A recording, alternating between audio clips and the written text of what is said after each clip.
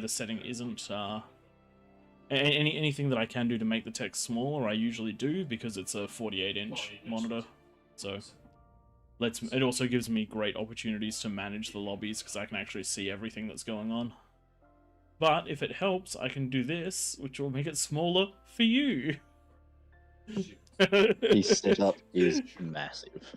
Right? Oh yeah, so I run a 5-monitor setup. I've got one 48-inch 4K monitor.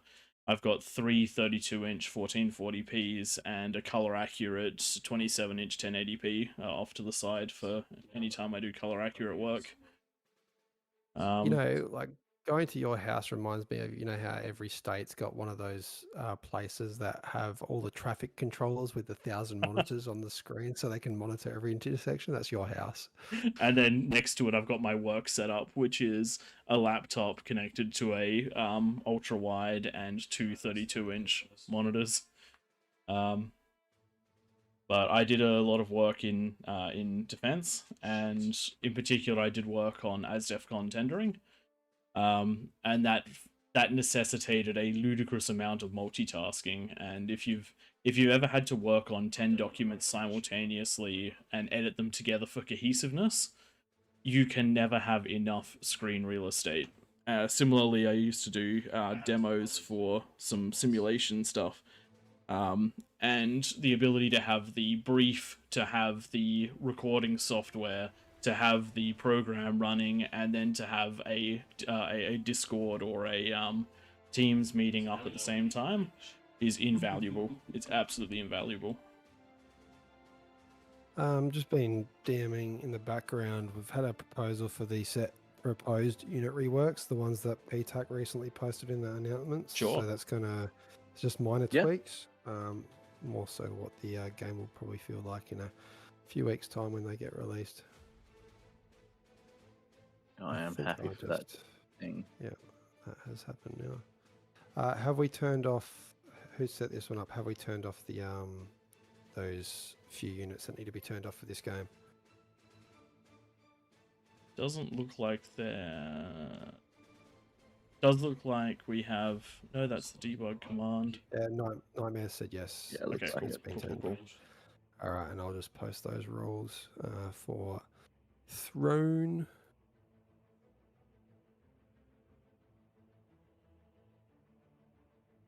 And there we go.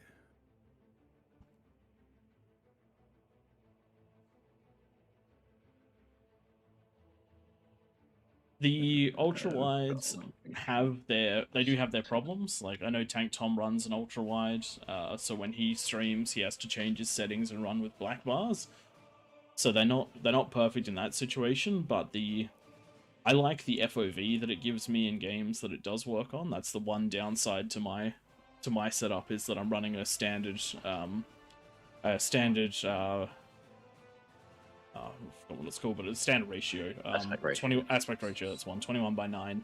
I particularly like the 49-inch monitor, the 49-inch ultra wide, because of the absolutely ludicrous field of view you can get. Looks like we're pretty much good to go. Are we happy with the 50 bonus with the 50 odd players? Is that going to be? I think 55.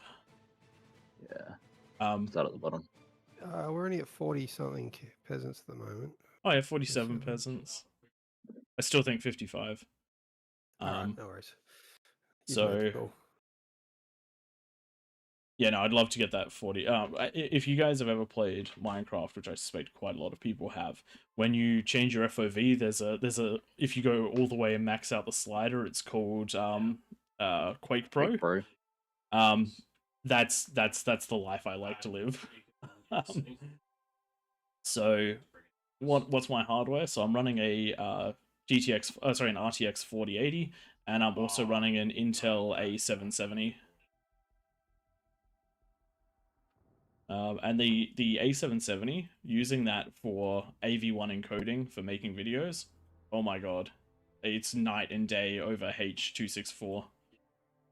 The Intel basically just powers all the peripheral monitors, and the 4080 powers the main monitor.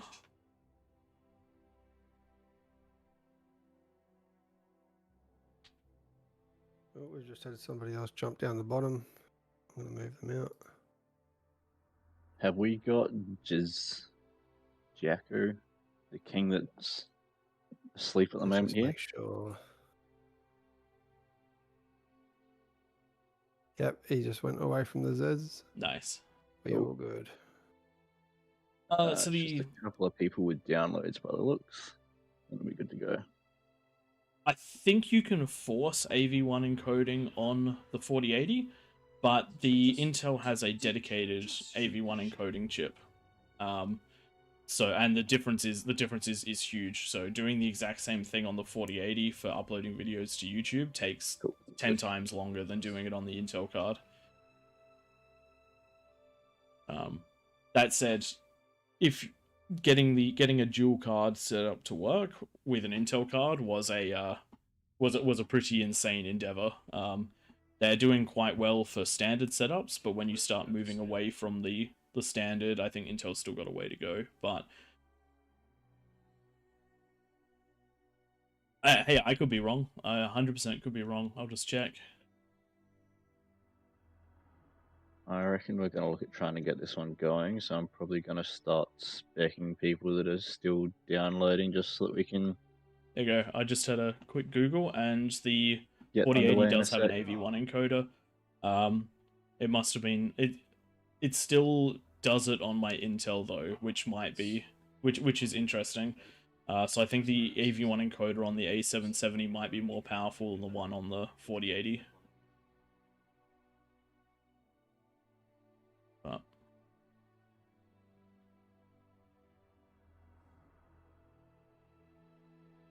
Yeah, good to go.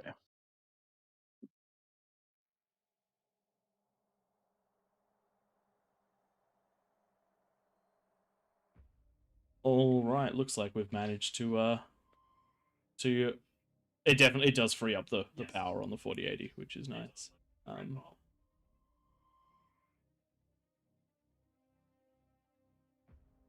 Anyway, the combination of the two, I'm very, very happy with them. I was a little on the fence with how new Intel stuff is, but I'm really glad I took the plunge, because for the 450 Australian dollars that I paid for an A770, that's 16 gigs of VRAM and enough horsepower to completely free up my 4080 from every other task the computer's doing. You can't beat that with AMD or with NVIDIA these days. Alright, let's swap that one over to the main one. Let's get ready to run over here. And Great to see how many people we've got in the Discord at the moment as well. Let's have a quick look. Rather heavy, healthy Peasants and Kings channel. That is a very pretty Discord right now. Well done, people jumping in there and coordinating with your teams. Oh wow, that's massive. We almost need to add another channel or two. We should have co-op. We should have co-op corner channels. We'll have the victory corner. We'll have the slacker corner. Alrighty.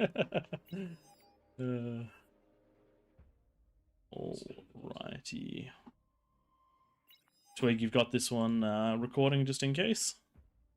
I do. You got Just hard made drive another space. co-op channel if anyone. All the questions, all the checklists. Tick, tick, tick. We're all good. So I record onto the spindles. I know it's incredibly slow, but there's plenty of room on them. So, for anyone wondering, Twig still runs actual hard drives, like spinning disk magnetic hard drives. And just for storage. I wouldn't blame people that don't make videos for doing that, but people that do make videos, Twig should be on an SSD. Hey, for archiving stuff, it makes a lot of sense. It does, at which point you should probably run a separate server. If I have spare money, it seems to go towards the latest thing that my wife needs for the house.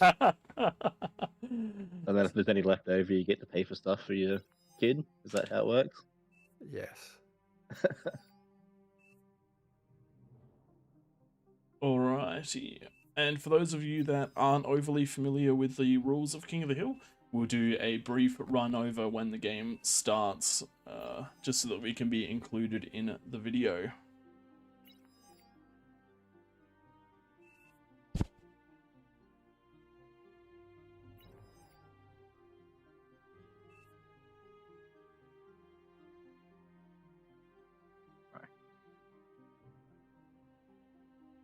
Legion's on this game, and what else do we got? What do we have Legion on? Tactical missiles and EMPs are off. Nukes are off, air's off. LRPCs are off, all the usual stuff. And then we've got the T1 and T2 missile units disabled. Cool. I'm seeing a newt in the middle of the screen. Newt, everyone. Thank you. Australians will probably all know what a Pingu is. I should really go back and watch some of those at one point. Yes, as grown men, we should go and watch TV shows aimed at 3-year-olds. I mean, Twig, you're about to be coming into that era, and you'll actually find that there's a couple that are quite good, like Bluey. Yeah, I'm actually going to be able to use it as an excuse. Not being embarrassed. I've been waiting all these years to watch Bluey. Quick, get in the car. The show's about to start.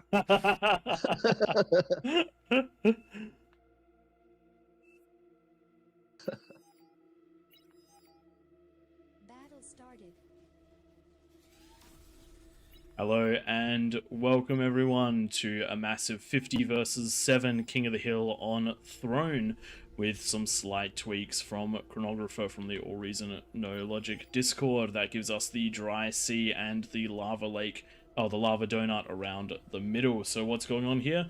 How can 53 versus 7 be fair? Well, it's simple. We give the 7 a plus 55% bonus, so they're effectively 1.5 players each. However, in a game of exponential scaling, being 1.5 player is actually a massive advantage.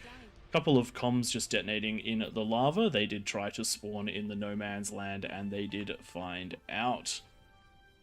So, plus 55 as far as scaling goes, it means that instead of this one wind producing the 15 that it says it's producing, because it's got that 15 in the top top middle of the screen, it's actually producing 55% more than that, so somewhere around 25. Then when you convert that, instead of converting at a rate of 10 energy to 1 metal, it's converting at a rate of 10 energy to 1.55 metal. And once you start getting into things like APHIS, that means building six converters instead of just the one, and that means it's producing about 100 metal instead of 40. So it's going to be a race for the Kings to get to that massive scaling position. Joining me in the casting booth are Twig and Tank Tom, that are going to go over a couple of the finer points, such as a few of the unit tweaks that have been added to this round specifically, as well as why we have no air and why we don't allow structures to be used offensively. Twig, why don't you jump in with the unit tweaks? Okay, the rules.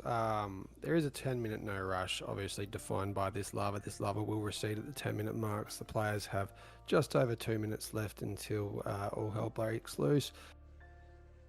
Air is off, nukes are off, LRPCs are off. Units that are disabled include T1 and T2 missile units, like hovers, arbiters, ambassadors, and then also we've turned off the tremors, just because you can park yourself below one of these hills and just pretty much guess anywhere, and you're going to hit eco. So it's way too overpowered for the peasants. If they were on, it's almost definite doom for the Kings. But T3, anything goes. We hope by that stage of the game the Kings are well enough defended that they're out in these middle platform areas and defending against any sort of threats. Tom, do you want to add to any of that? Why we turn these off? Why the LRPCs are off? I'll move on to the defenses. So with the static defenses, you can basically play, if we had the LRPCs on, you could play tic-tac-toe with the King's bases and just watch things pop. So rather than being able to just sit back and shell, the aim of the game is to build up those units and actually siege onto that top level. And we see some great battles from mass, T1 pushes through to the T3 units that end up marching around the map. So we're happy for defenses to be placed. So things like you'll often see defenses that get laid kind of across the top of the hills here and then along sort of the bottoms as well. And there's generally some good holds kind of in both of those positions, where you would see things like some LLTs to stop the T1 massing past, and then later on you tend to see a couple of the larger defenses, but the best defense you can have is a bigger army. If your army is bigger than theirs, Sure. there's a good chance you can kill theirs and then keep on rolling. That's right. Talk a little bit about eco. Sorry there, Prey. So you can see here the Kings are just bringing up T2 labs, and what we see around the outside of the map is commie eco, especially where we got these geo positions. We get 2 or 3, maybe 4, or maybe like this top right corner, about 6 commanders all putting in to try and get T2 geothermal up and T2 out to all the surrounding commanders. Not so much happening on the left hand side here. You can see all T1, everyone kind of going solo here, and as a result, no T2 sharing. We're going to see smaller economies towards that 10-minute mark. The other 4 lanes seem to be doing it right though with that commie eco.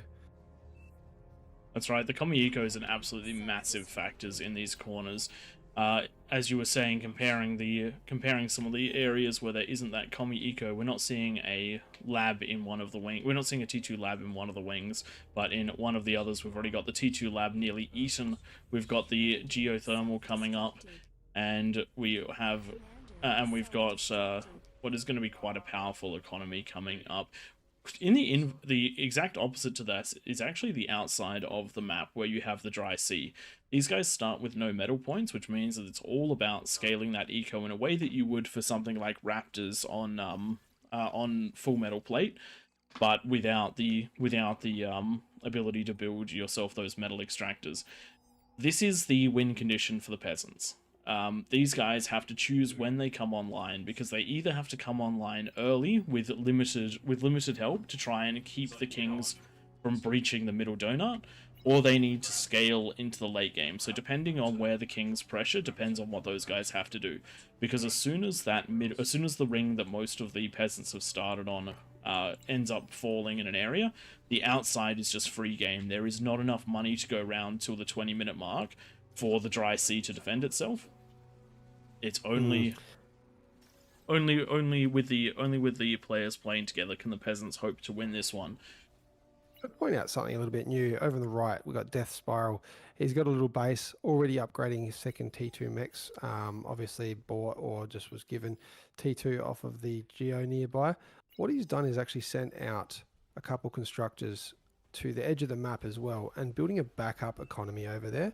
Because, yes, there's a good chance 2 or 3 peasants will fall near the start of the 10-minute mark. If the Kings in the middle have a bit of a tech advantage, they might have T3 out and manage to take out 2 or 3. Having a backup economy is not a bad idea when there's so much space over on this dirt. Also, just because if you do moving it back, you don't have to have your economy, because you've got the dry sea right behind you. You don't have to have your economy up here. This is a fantastic move. Even if they don't end up scaling, this is a fantastic move just to have it out of the way. Yeah, space reigns supreme in quite a lot of maps. And that's one of the limiting factors for the Kings. Beyond the fact that they have a very limited number of units compared to the, like, team-wise, there's significantly less available units for the Kings than for the peasants. Space is also a big issue. If you leave the wind up, if you don't make paths through the base for everyone, responses can be slow, units can get stuck in buildings. 150 decoy comms can block a lane.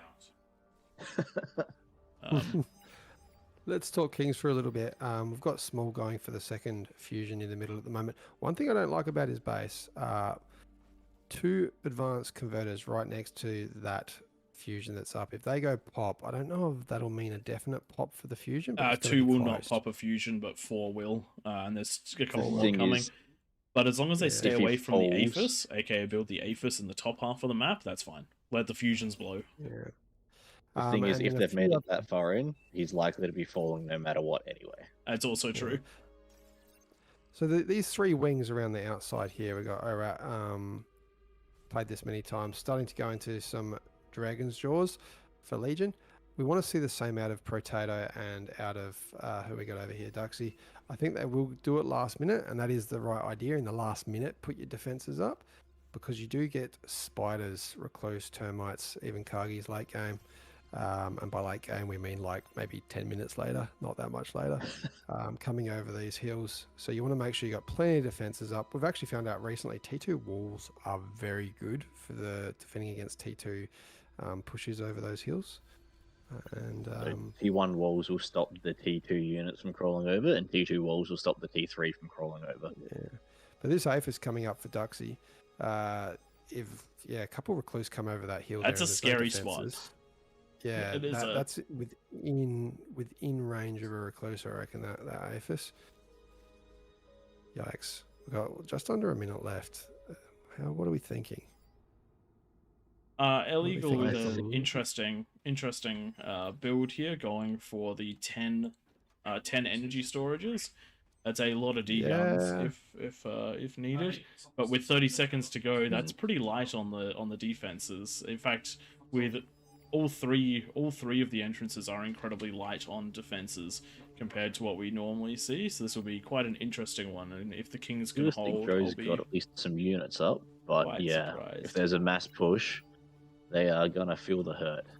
These three players on the defending ramps, I haven't seen their names in the middle before, so maybe that's the reason why they haven't seen these before, or maybe they're just living life on the edge, going to some strong ecos. There goes the lava receding there. What a pretty sight.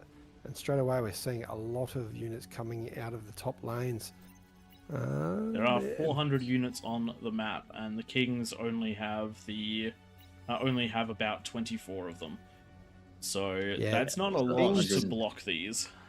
Kings that have played this before need to be talking to their teammates. It is a little bit of, you need to do this, you need to do that. I know I'm quite a bossy person, so I say that easily. Some people don't like to tell people what to do, but the game will be a quick one. Peasants are in the base, and it looks like this player's played this before and is headed straight for the top of the hill. If they grab this conversion, this is going to be all over for the Kings straight away. That's there we go. that's essentially the game right there. APHIS is still up, but this is there's fantastic. nothing else. This is going to be one of the shortest games. No interfering mods. I want to see this go down quick. It's a lessons learned. Yeah, that's another lane falling as well. Defenses are important, everyone. If you don't build the static defense, you need to have the units to do the equivalent job. Which it was certainly missing. The roles for this game. So these ramps, you need defenses up. You maybe one fusion by the 10-minute mark, sure, but you need defenses up. Is your job to stop anything pushing through these ramps. The wings, units, and then the center, eco. If you think about this from just from a pure numbers standpoint, you are one of 3 entrances coming up to the Kings if you start in one of these entrance spots. If 50% of the players around the outside build units, that means that you have to 1v10 at each ramp. That's a good way to put it. So Smalls commander. When you've got 50 players, for all of them to make 10 or 20 units isn't overly unreasonable, at which point you've got hundreds of units rocking up at each ramp. Just an interesting point. So a spectator in chat has just said that it should have been a 100 bonus, not a 55. Kings have won this at 45. Kings have won this at 45. The big difference comes down to experience. With a 55 bonus at 10 minutes, I will have 10 to 15 beamers. I'll have 10 to 15 dragon claws. I'll have 4 to 5 T2 artilleries, and I'll have 1 to 2 beamers defending my entrance, plus walls, plus units, plus an APHIS. That's what you need. I am actually just one thing that is a little bit different. I think I haven't seen so many T1 units in a game. This is a big T1. The T1 normally does happen. You just don't see it because the defenses are there to stop them. 10 beamers shreds everything that comes. 10 beamers plus 10 dragon claws shreds everything that attacked the Kings right now. Yeah, and a lot of players are doing exactly what needed as well. They identify. Oh well, we've got Akagi up over the hill on the right. Unlucky potato. Yeah, a lot of peasants are reacting. They're like, okay, we're in. Let's build units now and take advantage of head start that we've got. Yeah. It Looks does like look like we've had interference. there is one comm left out of the kings, and once that one goes down, I think that's it. Yeah. We will call that, and we'll get the next one set up. Really nicely done, peasants. Unfortunately, we had 3 slightly inexperienced kings on those ramps. Need to build those defenses for T1. Nicely done to the peasants, and lessons learnt for the kings. Thanks for joining us on this one. This will almost certainly feature as a bonus bonus content on the channel, just as an example of how quickly things can go wrong for the kings. All right, let's get on to that next one.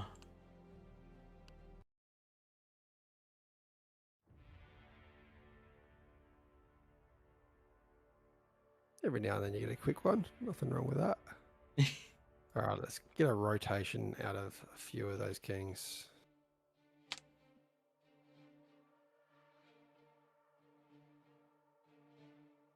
Do we want to try and squeeze in one more throne before we go to Raptor? I think we haven't broken 60 players, so we can do that.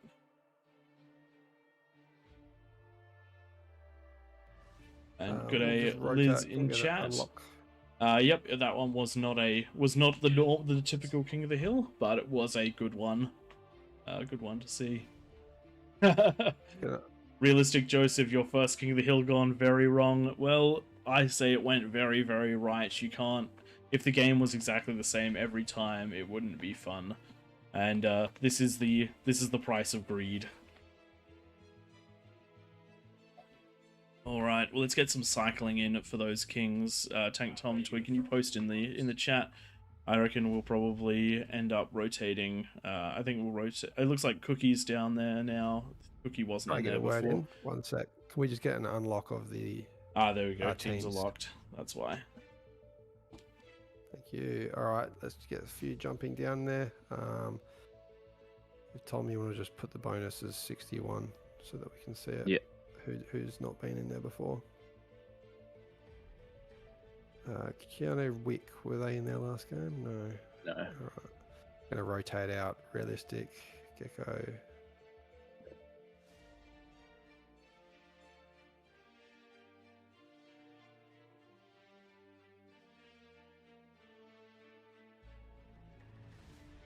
It's always fun trying to do things when everyone's bouncing around. Yeah. So we're looking for 7 new kings.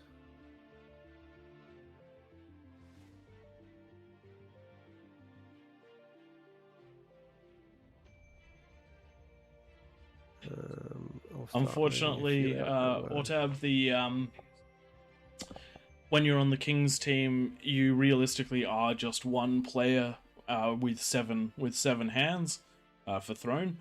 And if one entrance falls, it's very likely the whole team will fall. And this is one of the reasons why we never call games early if the Kings are if the Kings are winning. We never call games early because it genuinely only takes one push from the peasants to turn an entire game around. You got control of who's in this one? I think we lost Tom. No, I'm still here. I'm just Tom, keeping an eye on who's jumping down. If you just focus on adding the 7 that need the 61 bonus, just so that I know which ones to get rid of. And I will keep an eye out on the top section in case anyone still has a bonus when they make their way up there. Looks like we've got a few that are going to be relatively low OS down here. What's that one? Rosie wasn't in the last one, were they? Rosie was not in the last one. No. Alright, let's make that one 61. How many we got? 1, 2, 3, 5. Get cut, so it weren't they? Yeah, I'll get you to move him up. Yeah. Maz has been down there already tonight, hasn't he? Yep. Yeah, got game 1. I might move a couple of these guys from the join team. And I reckon I'll move one of these guys from the bottom. Yeah. Back up. Oh, look, no bonuses up there, no bonuses up there.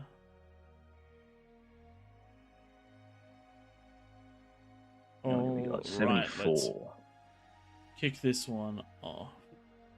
I reckon we bump the bonus a bit. Sure. Just checking these. No bonuses made the top list. All right, we got 7. I'll start at the top. We'll give them 65s. 65. Okay. And then we'll, as soon as we're good to go there, we will kick it off. Just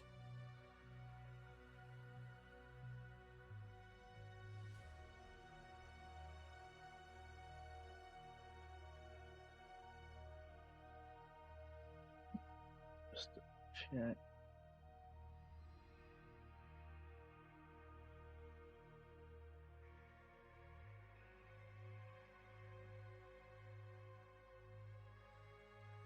Looking pretty good for IDs as well. Cool. We should be good to go.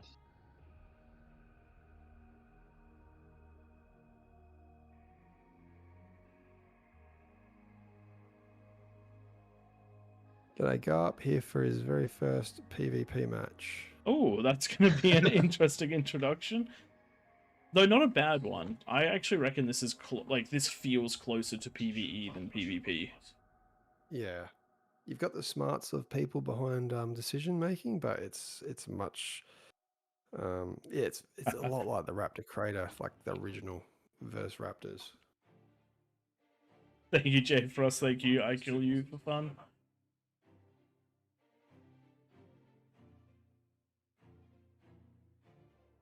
And we need to post the rules. Sorry, that's also very important. I've done it a few times. I'll do it again.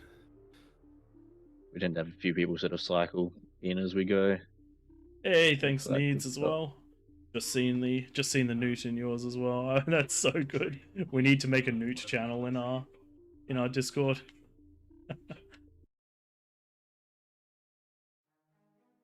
In fact, I need to clip the newt sound so I can put it on my soundboard to play.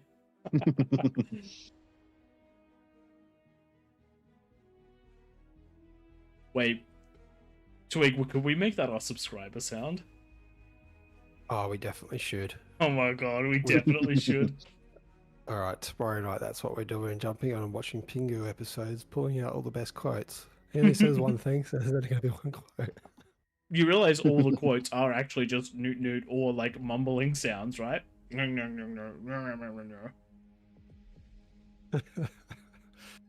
You'll just have that on ready to go when I start complaining about something. Oh my god, we can assign the dad voice to you.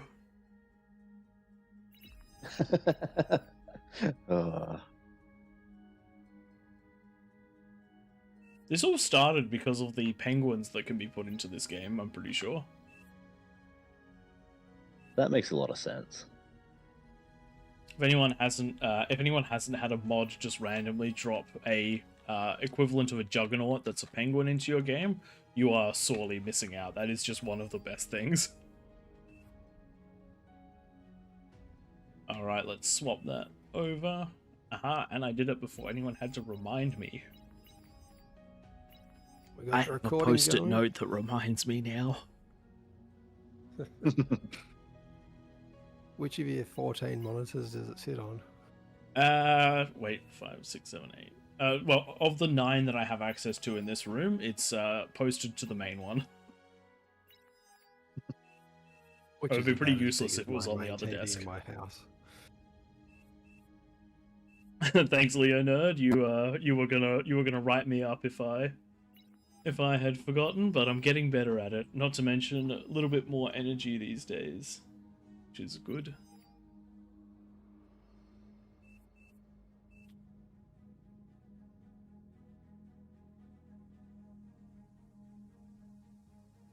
Interesting. Why have we got Lord of Ice down the lava? We might have to get a question. Unfortunately, we don't like to these games, but if a king doesn't start in the required place, they usually Yeah. Only other thing is if we force it in there and maybe Tom, you get thrown in the middle.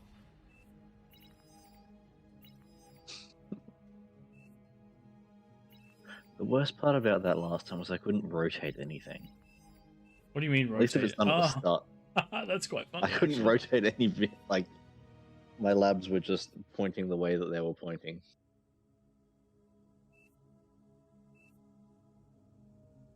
At least look. I have a feeling this commander. I don't know if the mods are able to move a commander, but I reckon we might be having to get somebody else to I think I understand what their plan is. I reckon they're trying to go for the 2.44s in the lava, but the problem is it is lava. Yeah.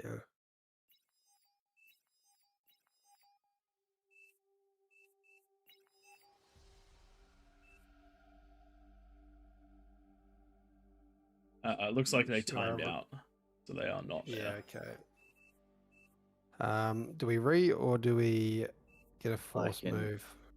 If we can force Tom in, we'll do that, but otherwise we'll re. Okay, we can sub Cookie has said, so we're going to sub Tom in for Lord of Nocturne Ice.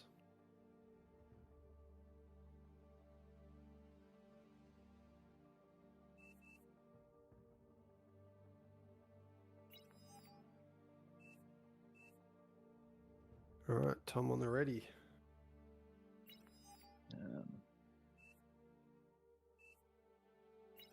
No, I can't move. Can't move. Can we maybe detonate that com and then just give him a fresh one at the top?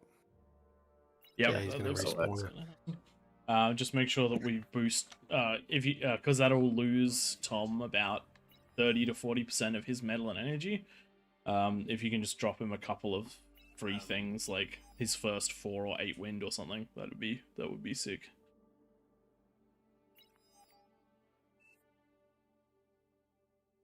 I can't move anything. Faction? Oh. What faction do you want, Tom? Lucky Dip. Surprise me. Give him scabs. Or raptors. That would be fun. We have had the privilege of fighting a lobby of this size before as raptors. That was quite fun.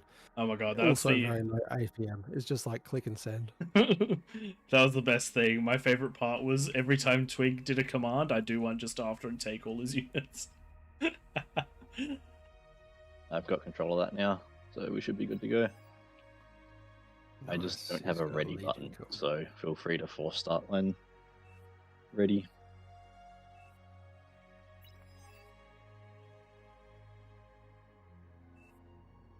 Alright, we're gonna get that force start going, and then we will run the game. Here we go. Battle started.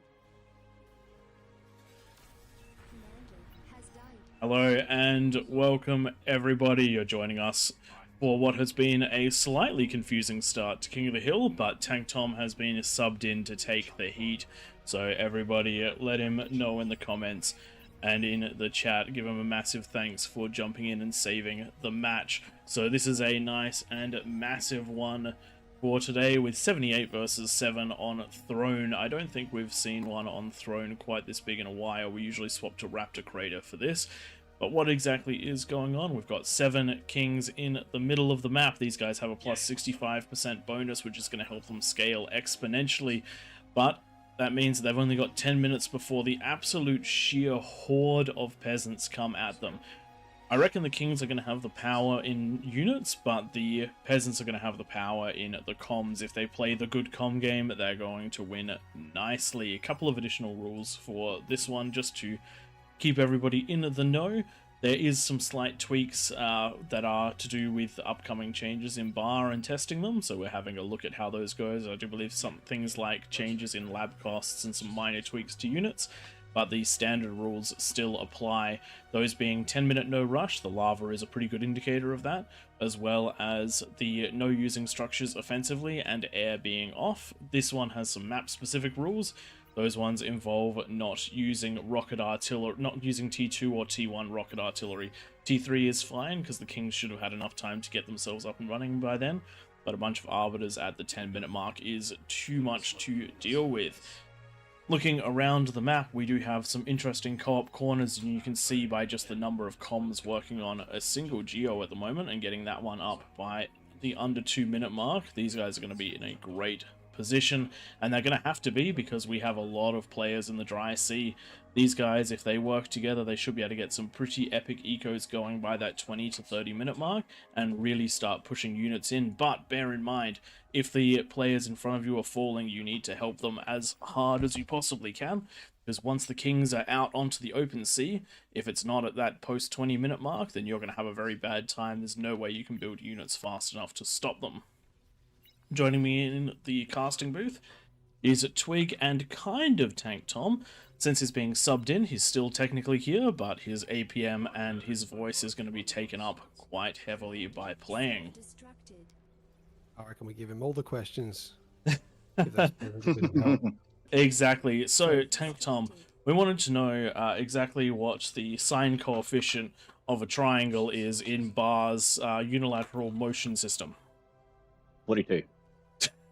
Good answer, considering I made up most of those words. Oh, you're working well because he took forever to reclaim his T1 lab, isn't he? Just doing that now. Taking 30 seconds to build the first 2% of his T2 lab. If anyone in chat wants some questions for Tank Tom, the harder the better, let us know and we'll ask him. Warning, you'll probably get sarcastic answers. I am wondering if your 1 metal storage is going to be enough. Oh no, that's right. You did not ever float even close. I was thinking T2 lab. No. I've done this before. If you do reclaim a T2 lab, you need 2 metal storages. Or 2 advanced metal points. This corner are enough to do it. This corner with Alex speed is scary. That I should have been given stuff to that advanced geo's already going down. Yikes! Have we got any other lanes that are looking like that? Let's have a quick look. Got the classic example of one corner not comming, and they're a long way behind. Top's going all right. They're going into their T2 lab, a little bit slow. Top right as well, lots of commanders up here. T2's up there. We're about to see the T2 Geo go down. 1, 2, 3, 4, 5, 6, 7, 8, 9, 10, 11, 12 comms in one corner. Oh my god. One of the Kings is their workout for them. Just remember, Kings, on those wings, what you want to have by the 10-minute marks is at least a fusion up. It's your job to focus on units, but also have defenses around these wings here. You did got to watch out for those spiders coming over the hill. Just a quick one. In the bottom right-hand side, looking at Psycho Pew Pew, Wizard of Hog, and Dangalore, they are working together to co-op eco outside of the map. They're doing it in the dry sea. This is something we do not see very often, but that means they've got their T2 lab pre 5 minutes. I don't think we've ever seen a T2 lab in the dry sea this early. Yeah, it's more so what we see on the left, bottom left. T2 lab half built at this stage, not quite half built. That's the best case as well. And that's OP Man with 2 comms managing to get that one done. Got a T2 lab going on the top left as well. This is the sort of normal timing, but having it complete that early. Again, Bar is a game of exponential scaling. If you can wipe 2 to 3 minutes off of your build in the first 10 minutes, then you can get so far ahead by the 20-minute mark, it's unbelievable. The Kings are going to have their work cut out for them, and they do have a 65% bonus, so hopefully that's enough to make up for it. That is 15% more than what we usually give at Throne. There are a few more peasants as well, so that's part of the reason we bumped up that bonus. There is plenty of experience in the middle, especially with Tank Tom, Jellio, Piece of Bread. All these guys have done this before. Hopefully we see them get enough units out to roll at least one of these lanes at the 10-minute mark. The highest bonus we've ever done on this map was a plus 75, and with that level of power, the Kings absolutely rolled every lane. It means 75% bonus. You've probably got an AFS up at least in the middle, maybe even in I the think wings. I'm pretty sure that everyone had double fusion APHIS and an army by 10 minutes with plus 75. Yeah, T3 rolling out up against T1 in some lanes was very unfair. So we'll see Three how these guys Razorbacks go. down the ramp at 10 minutes was absolutely disgusting. I do remember when we first started Throne as King of the Hills, back when we were only capped at the 16 players. We used to do 3 of us in the middle versus, obviously there was water around the outside, so versus the other 13 players. And we could usually get a Razorback with tick streams out, and that's when you get a third of this metal to yourself rather than dividing it by 7 players. If the change that allows you to change the unit cap ever pops up, then I would love to do a 3 versus however many in the middle, just us 3 versus the world.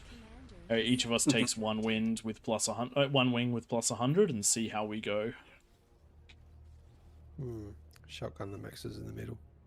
Got an APHIS coming up in the top right hand wing. Looks like it's going to be down at around about the 8-minute mark. That's intense for one of these corners. When with all these comms working together, they've already got the advanced geo, they've already got a fusion, they've already T2'd all of their mexes. This is a scary, scary spot. That's nasty. Like, and with this bonus, I was thinking, oh, okay, we're going to see some lanes roll, but I have a feeling the Kings might actually have to play this one quite defensively. I think the Kings are going to struggle a little bit. We're seeing double fusion out of Rosie. We've got single fusion out of Tom, which is good because he needs to be building those defenses. Single fusion out of Keanu Wick. Clever. Double fusion out of Piece of Bread. APHIS going down in the middle of the map. And then a single fusion for Sostite. Sosti? And so we've got a very decent amount of eco coming out of the Kings in the middle. It's going to come down to how well they scale as to whether or not they're going to make that push out. I'm not seeing a huge amount of aggression that's going to be at that 10-minute mark. As an experienced King, are you telling your wing family to build defenses around those cliffs? Nope, I am trying to work out what I'm doing myself because I've never played in this position. Is what's going on at the moment. Well, I can tell you for a fact, the Chimeras out of the T2 constructor, are ludicrously strong. They're basically a long-range pounder with miniguns attached as defenses. They absolutely Shrek They absolutely Shrek T2 and T1. Also, if you build LLTs in front of spiders. If you build LLTs in front of those units, they will block line of sight. So you usually go with towers and then pop-ups in front and then walls in front of that. Is a good start, and build power to spend your metal helps too. Those of you wondering and thinking, hey, this is unfair, we're telling Tecton what to do in the middle of the game. Yes. Yes, it is. The thing is, this also applies to everyone else that's listening. There's also... for Exactly, 85 well. players watching, and many of them are in stream, and that is the lava dropping down. Quick bandbox tells us there are only 300 units on the map, which is 100 less than last game, and we will see whether these entrances break. Some are well defended, some of them not so much. And unfortunately, one of those slightly lighter defended maps is... One of the slightly lightly defended is getting a big attack on them. Some T2 there to deal with it. The Fiends are very, very strong against these units, but there is an overwhelming amount coming, and they cannot be in all places at once, not to mention they will start to fall. Is this going to be the same entrance? It is the same entrance as last time, but thankfully the Fiends just enough to make them back off.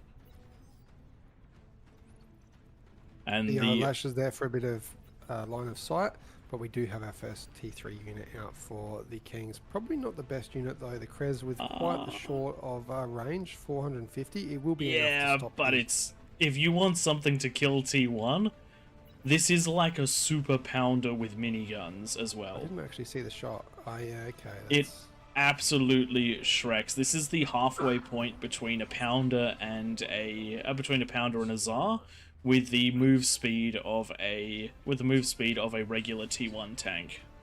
So it's definitely the right choice here, and one of my favorite units out of the Legion T3 lab. In fact, do you know what my all-time favorite unit out of the T3 lab is for Legion? It's everything. It's everything except the Javelin. Javelin is terrible. Surely the Solar Invictus is your favorite unit. All right, it looks like we have got a decent amount of stalemating going on over here, but a very interesting strategy by Small and Potato, getting their comms right up to the corner. They can actually, I think they can degun a bunch of these. Small, do not build LLTs up there. You know you're not allowed to build LLTs up there. I feel concerned hearing things like this. I don't know if I should be worried or whether it's not my side or...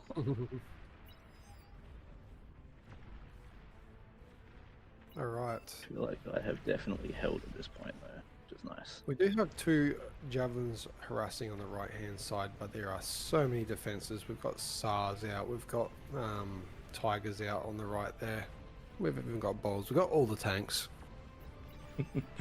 T3 lab coming up as well. I love that these incinerators are being used for defense. These things are absolute T1 annihilators. If you want to hold an area against T1, I do not think there's a better unit in the game for it.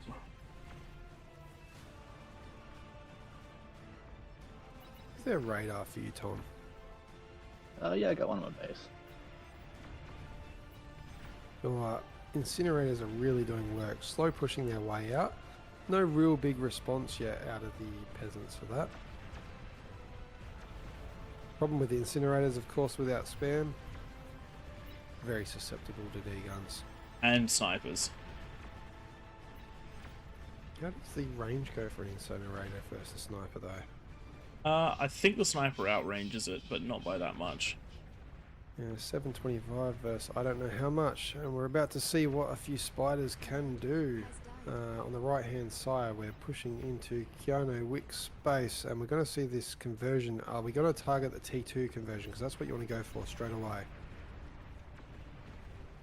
Unfortunately, targeting the T1, but targeting the T2, that'll go pop and take out all the build power as well.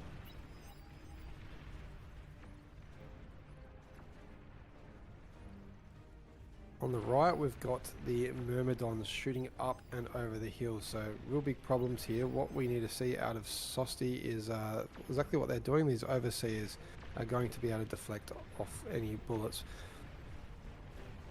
I'm surprised how little we've seen out of spiders this game, because that is where the Kings were weak. These getting the Myrmidons out this early on, the 15-minute Myrmidons, and they're just going to keep coming. That shield is not going to hold up for long. You're going to need at least 2 of those.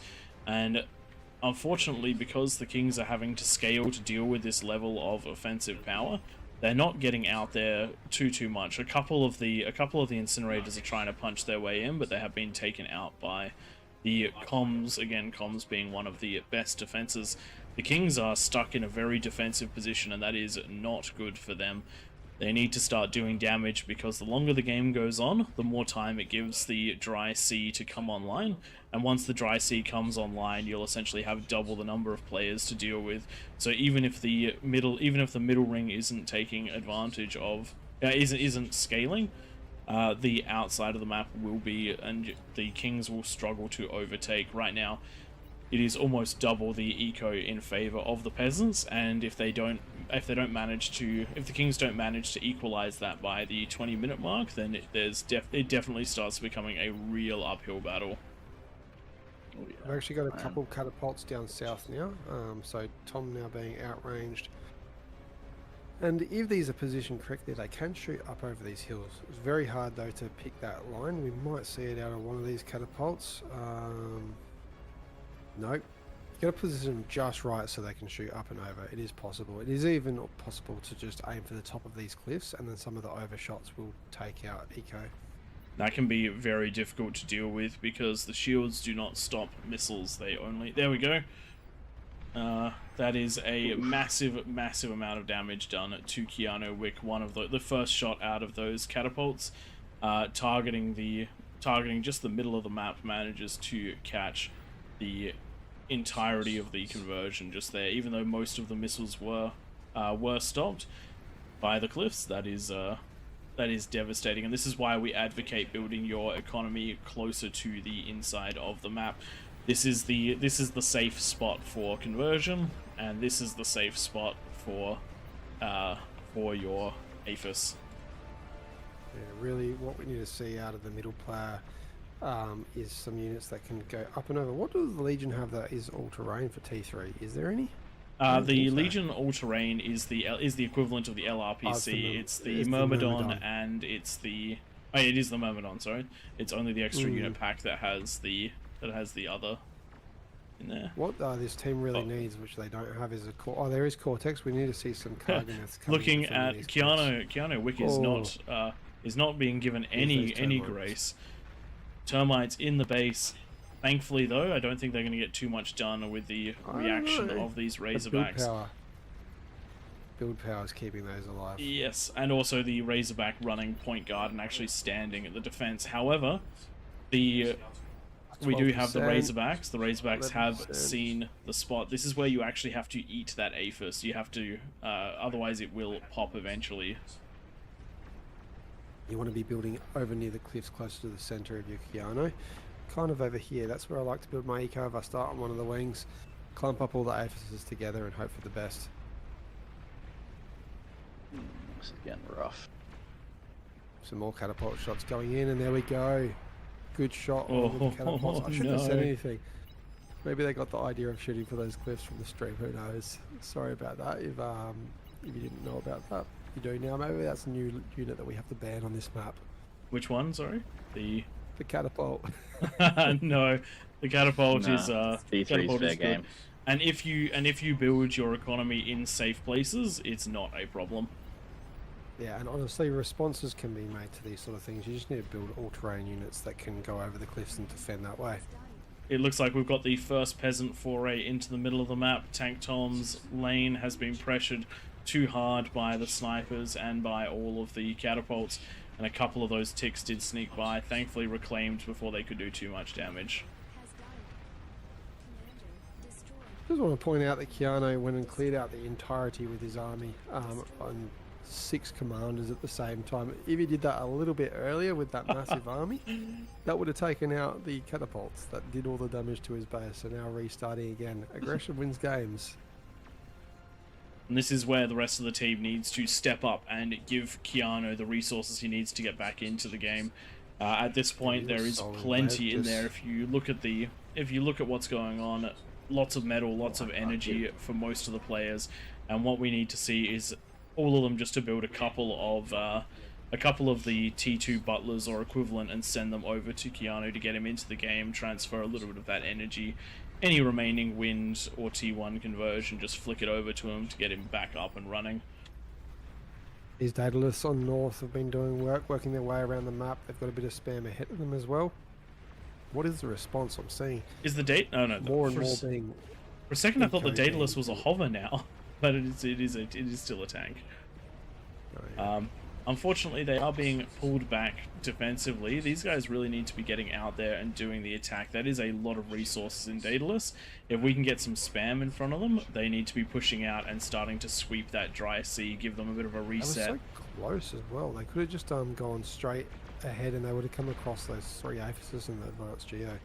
Though they could actually be potentially better served heading around to the other side of the clip to help out Sosti, who is currently being shelled by 6 of those Myrmidons, and Buggy in Keanu's base.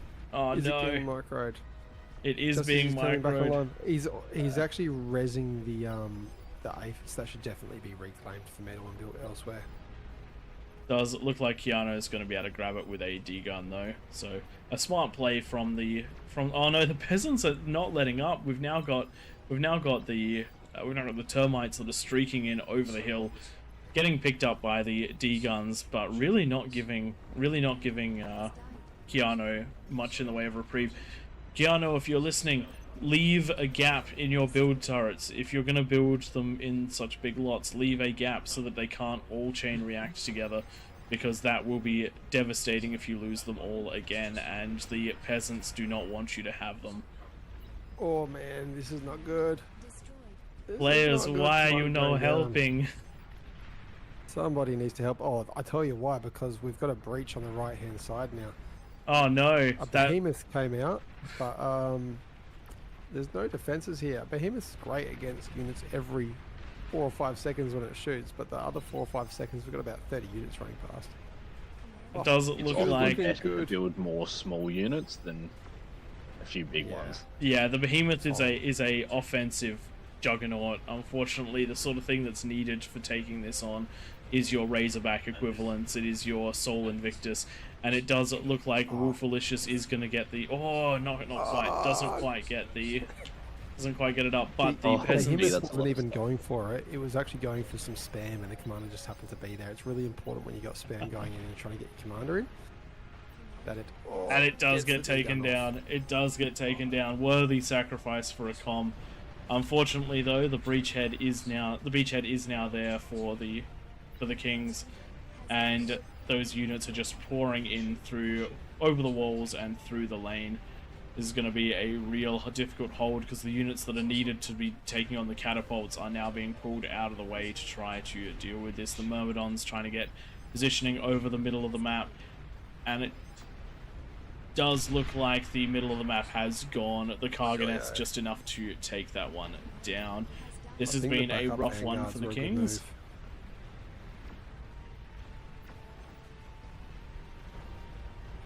How do we push into Sosti's base? Like, quite a few defenses there. Going into the Behemoth's probably not the right move.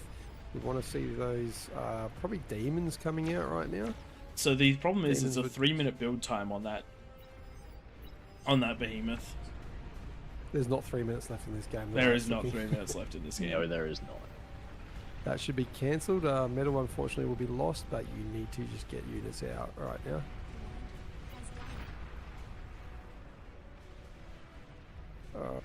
Tom, you're actually one of the last surviving bases. Rosie's doing well. Just purely going into units. Not worried about the eco anymore. Plenty of defenses up with those cacophonies. And trying to get out there to keep the team alive, sending units in all different directions, but I just don't think there's enough. I do like the fact that they're using the Praetorians. Multi-weapon shotgun assault mech takes out the T1 as well as the I T2 hate quite easily. They are incredibly good multi-role, but in general, multi-role units tend to fall short. Do one thing, do it well. I am falling behind a long way at the moment.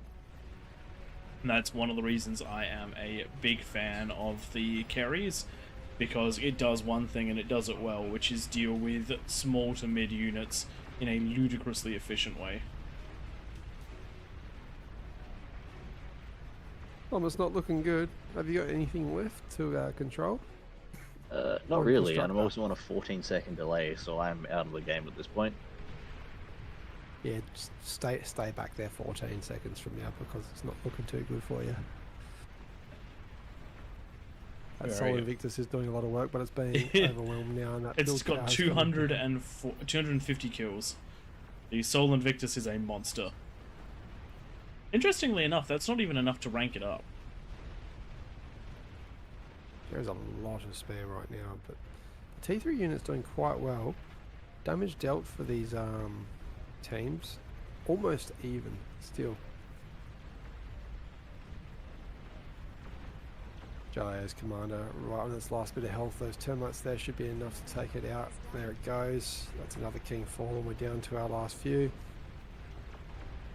And the If the pressure build is power goes down mounting. to Saucy, But the thing that you don't can think- see about this, even with all the advantages running through to the peasants right now, just how long Rosie and Tank Tom were able to continue to hold their entrance, or at least half of it, how long it's taken for the peasants to push through the top entrance, how they still haven't managed to fully break Sosti. If you apply the right units to the right situation, breaking into the Kings is not achievable early on. You have to be doing the chip damage from the outside with range units. You have to be trying to flood defenses and break holes. But unfortunately, when you do lose an entire player from some long range shots, it does tend to sway things pretty heavily back towards the peasants. With Rosie just going down to some recluses, Tosty's base is the last one standing. Still building that behemoth. Slowly. Very slowly. There goes all the build power, so it's going to be even slower now. In fact, I think that behemoth has been building for quite some time now. I don't think it's going to... I don't think that it is going to get out, unfortunately not. And that's going to be GG for the Kings. Well played by the peasants. Unlimited pressure, unyielding pressure managed to push through, as well as all of the different attack vectors. Well done to the Kings for some pretty trying circumstances, and hopefully we'll see some more aggression out of the Kings in the next couple of games. Thanks everyone for joining this one, and we'll get back into the lobby and we'll catch you in the next one. Let's have a look at the dry sea for some people that are interested in the chat. So, as you can see, quite a few of them actually got up to T3.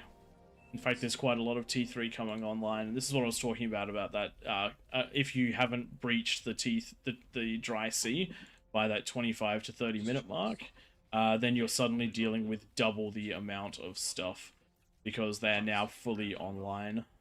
And what the... Victor 12 with a almost 1,000 metal income at the end of the game. Absolutely phenomenal amount of scaling there. Wow. That's some practiced eco.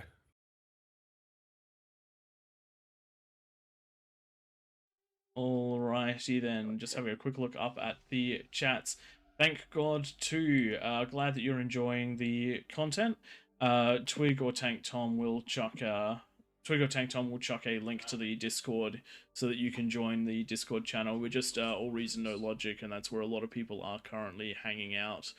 So no problems there. And that's we also do a Wednesday night stream, which is a lot more casual than this. Usually it's versus AI, and we'll be in the actual channels saying hi to everyone. So if you enjoy our content and you want to hang out with us, that's where we will be.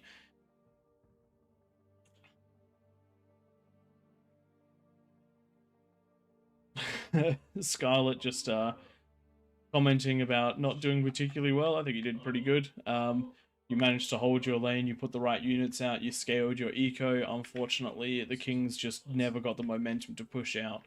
One of the things about King of the Hill is that it is a momentum game. Once you start winning engagements, the enemy will start trickling units in and you'll probably win more. It's not always like that, but it does happen that way quite a lot. Having a look up... Sorry, Tom, you doing the players down in Team 2? Because I just noticed there's a lot that don't have bonuses now. I'm not sure which was which. I don't think... I didn't remove any bonuses. Must just be players jumping back down there. We do have apology for that last team, the last game's player that dropped out. Their connection disappeared while loading in. Not a problem for that one. Just jumping over to the YouTube chat, Adrian P asking, can we make a short video on how to set up your mouse to assign pings to a mouse button? So currently, for we can make a short video on how to do key bindings. I think can we change key bindings? Isn't it already bound? Pretty sure it's already bound.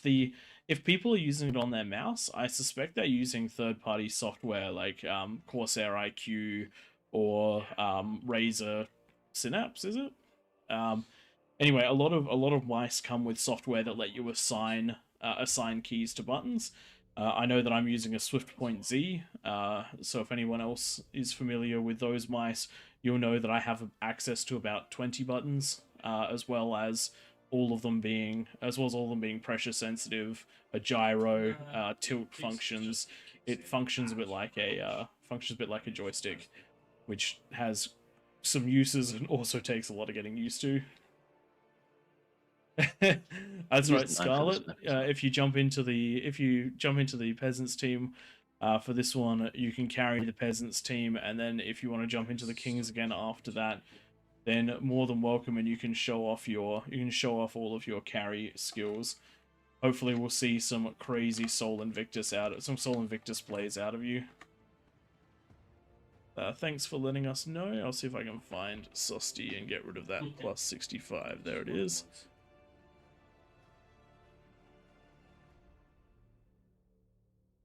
But yes, to fully answer your question, Adrian, for the if team 2, Tom, let's go 65. Oh, yeah, it's got more players now. If we can, we'll have a quick look, and if there is a way to do it in the game, we'll make a quick short about doing it, because it will be something that's not universal to just that one. Hey, you were the one that claimed you could carry, so...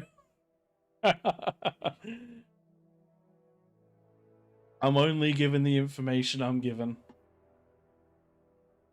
That's right, if you want to prove yourself, I heard Twig is looking for someone to do a 1v1 with.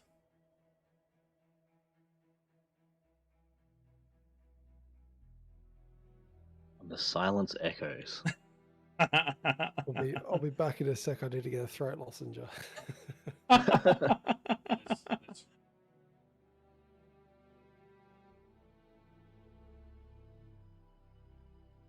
All right, I reckon that's that team. That's fair. That's fair. You do expect the highest OS on the team to do the carrying, and that is denoted by the colors.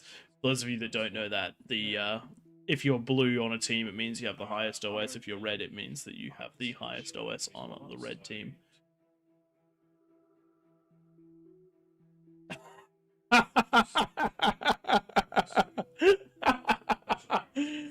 Oh, dear.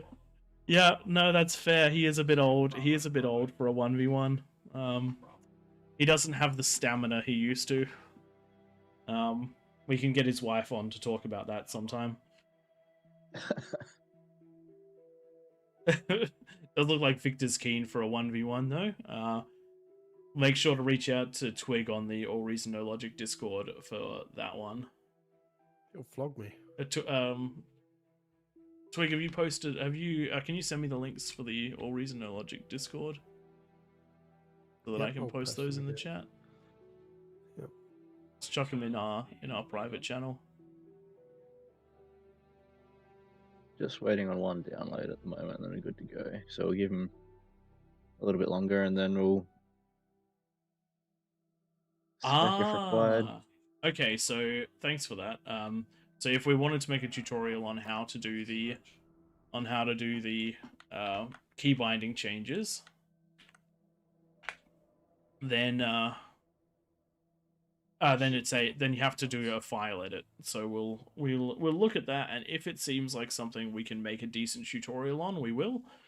If not, then we will skulk off into the backgrounds and pretend like we never said we would try to do it.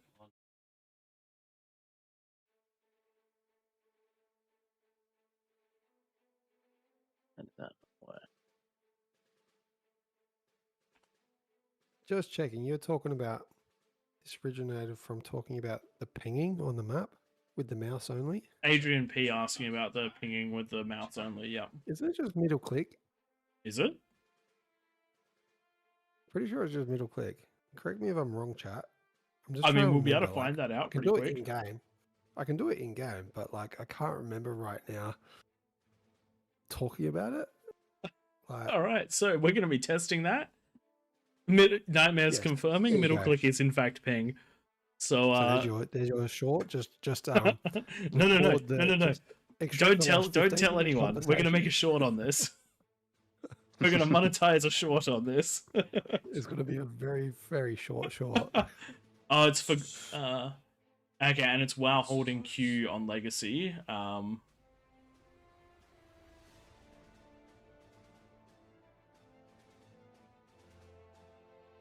Okay, so middle click's only Legacy. Okay.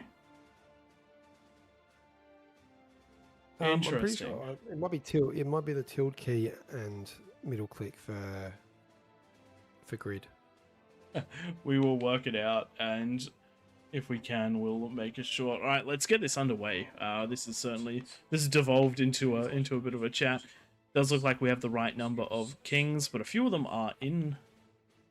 We've been struggling to get a start, and it's because some players are in a game. Yep, Small, you appear to be in a game. Draholm is still in a game. Looks like we should be resetting here in a sec. That will definitely help.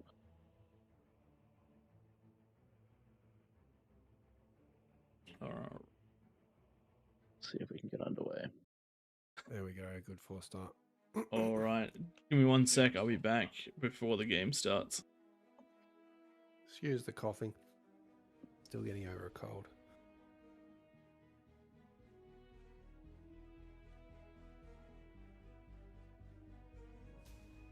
Okay.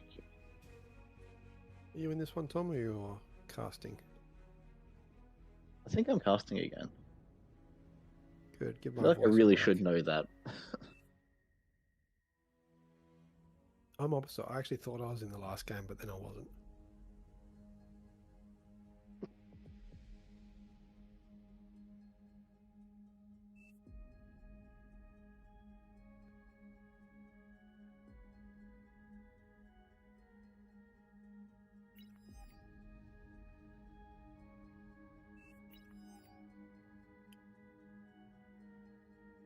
Tom, do you want to just tell everyone the rules quickly on stream for those that don't know them already?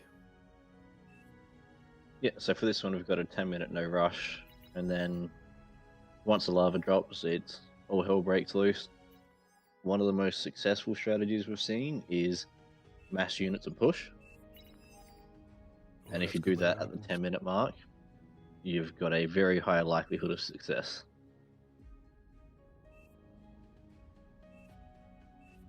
The other thing is no structures that can attack the bases, so things like we like to see the range of defenses being able to sit like here somewhere when that line comes up.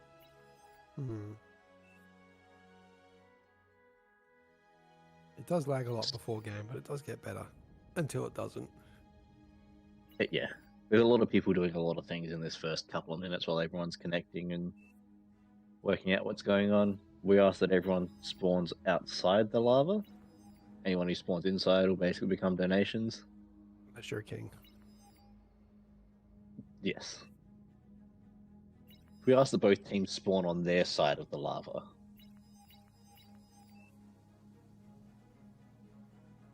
Rule 4, peasants spawn on the outside. Read the rules or else you will lose your comm. It is great to see people helping out with that, drawing some of those arrows and those sorts of things.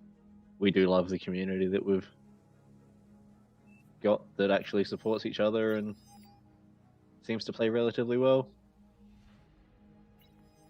So what have we got? 9 versus 79, quite the big one.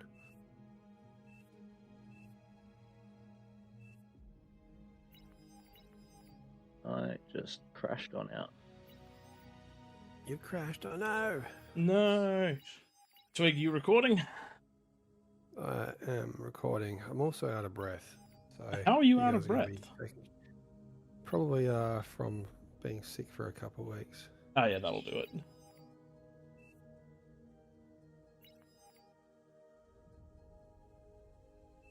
That will do it.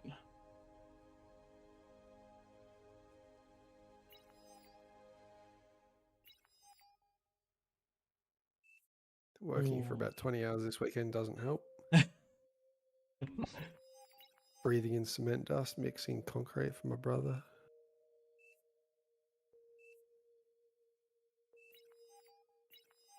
Good old silicosis.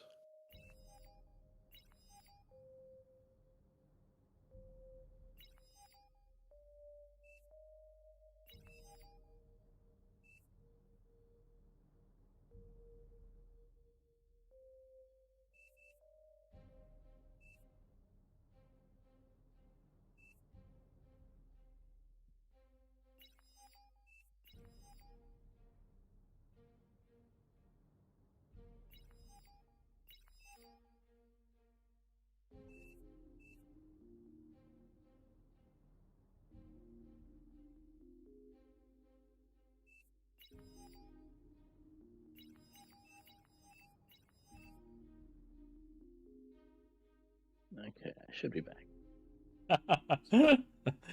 Nightmare. Battle started. Oh, there we go. All right, ladies and gentlemen, hello and welcome to All Reason No Logic's King of the Hill on Raptor Crater. Looks like we are supposed to have 9 kings in the middle, but we have 10. A secret blue king has made their way into the middle of the map. They should turn into a medal donation in no time. So, King of the Hill, everyone. This is where we put a series of very skilled players in the middle of the map. We give them a bonus, in this case 65%, and then we give them 10 minutes to get ready before we let loose all of the rabid peasants that want to dethrone them. Couple of additional rules: we've turned air off, we've removed a couple of the or tweaked a couple of units, and we've had this lovely lava moat added in by a chronographer from All Reason No Logic's Discord, which makes it very obvious where people should and shouldn't be for that first 10 minutes. Joining me in the casting booth is Twig and Tank Tom, who will be helping run us through this entire match.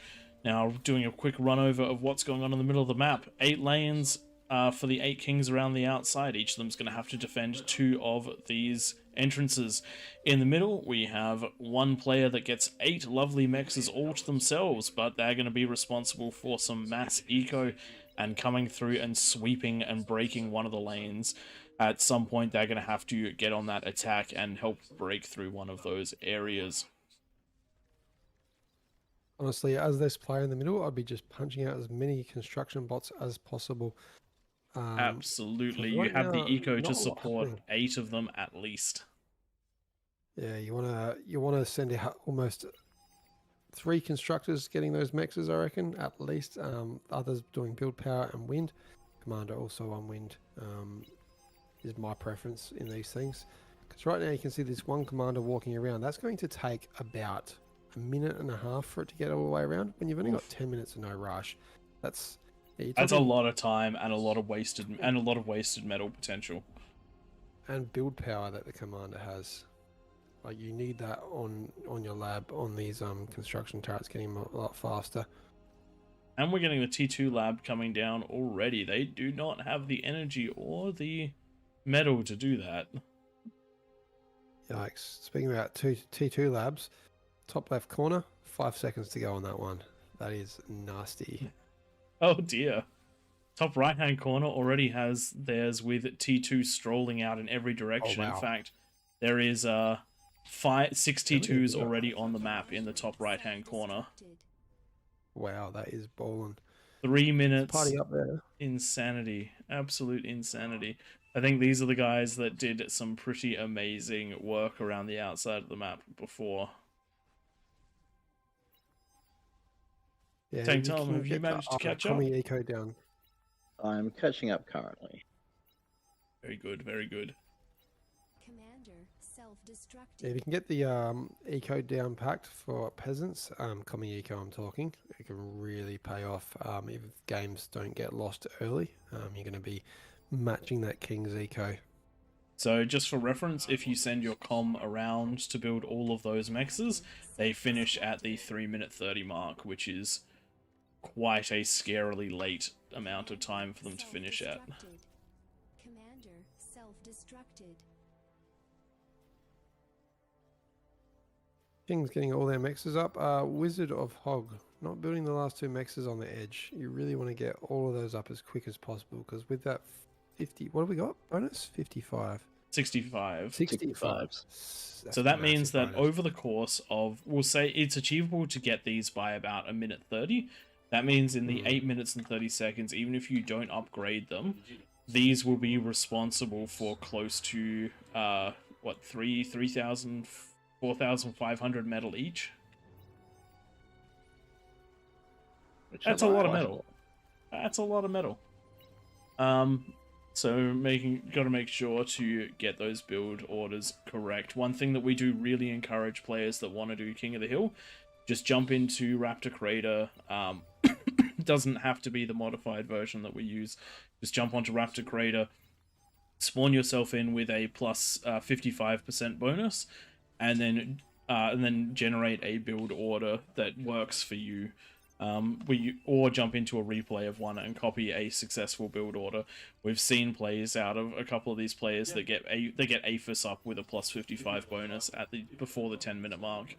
It also shows what defenses work really well and what don't. But in general, you want to get enough wind to have an income of somewhere between 500 to 1,000. You want to have all of your mexes taken reasonably early on. That usually means sending 2 to 3 builders out to get them. And then you want to go into that T2 once you've got about 1,000 metal in the bank and minimum of four build turrets going onto it. Look at Leonard, the Cream Commander. He's got 24 wind up. That is more than enough to go out and support the T2 factory production, and then also enough to fund a fusion being built. Exactly. So that's about right. And so if you do look around the map, but you could do what Wizard's doing, building this many wins, but there becomes a point where it's faster to get your fusions up and not go into this many wind. And he needs significantly more conversion at the moment. Yes, in fact, I think the whole team needs significantly more conversion. If you look at the bottom right-hand side of the screen, the collective team overflow has got to be pretty massive, considering they're all topping out. If I look at this sort of situation, you can consider doing things like going straight into a T2 converter. If the team's massively overflowing energy, then you can start converting that and get boatloads of metal to start boosting the rest of your build. Right now, the team has 90,000 energy excess. In the first 6 minutes, that's the equivalent of throwing away about 1,000. That's the equivalent of throwing away about 1,000 metal per player. Yeah. Paul the very similar build order to what I've got. Got the 22 wind up, and I can hear a laser tower going. Where is that happening? Here, I think. On that left side. Seems to have stopped. That one is actually in a legitimate position, so that's nothing to worry about there. It was just a unit that moved significantly far forward.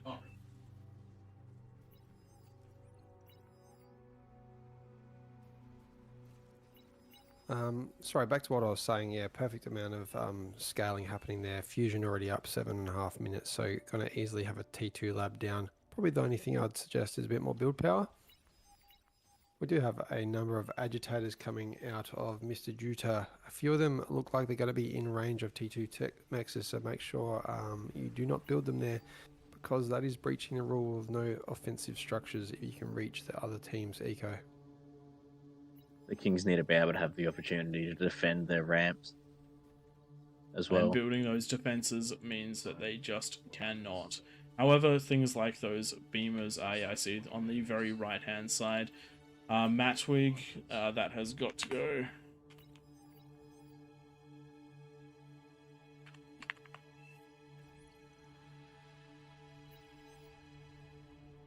Where are we at? We're at about 8 minutes. How are things going in the middle? We've got, a few fusions up and running. We're looking relatively light onto eco, aren't we? The Kings are in trouble.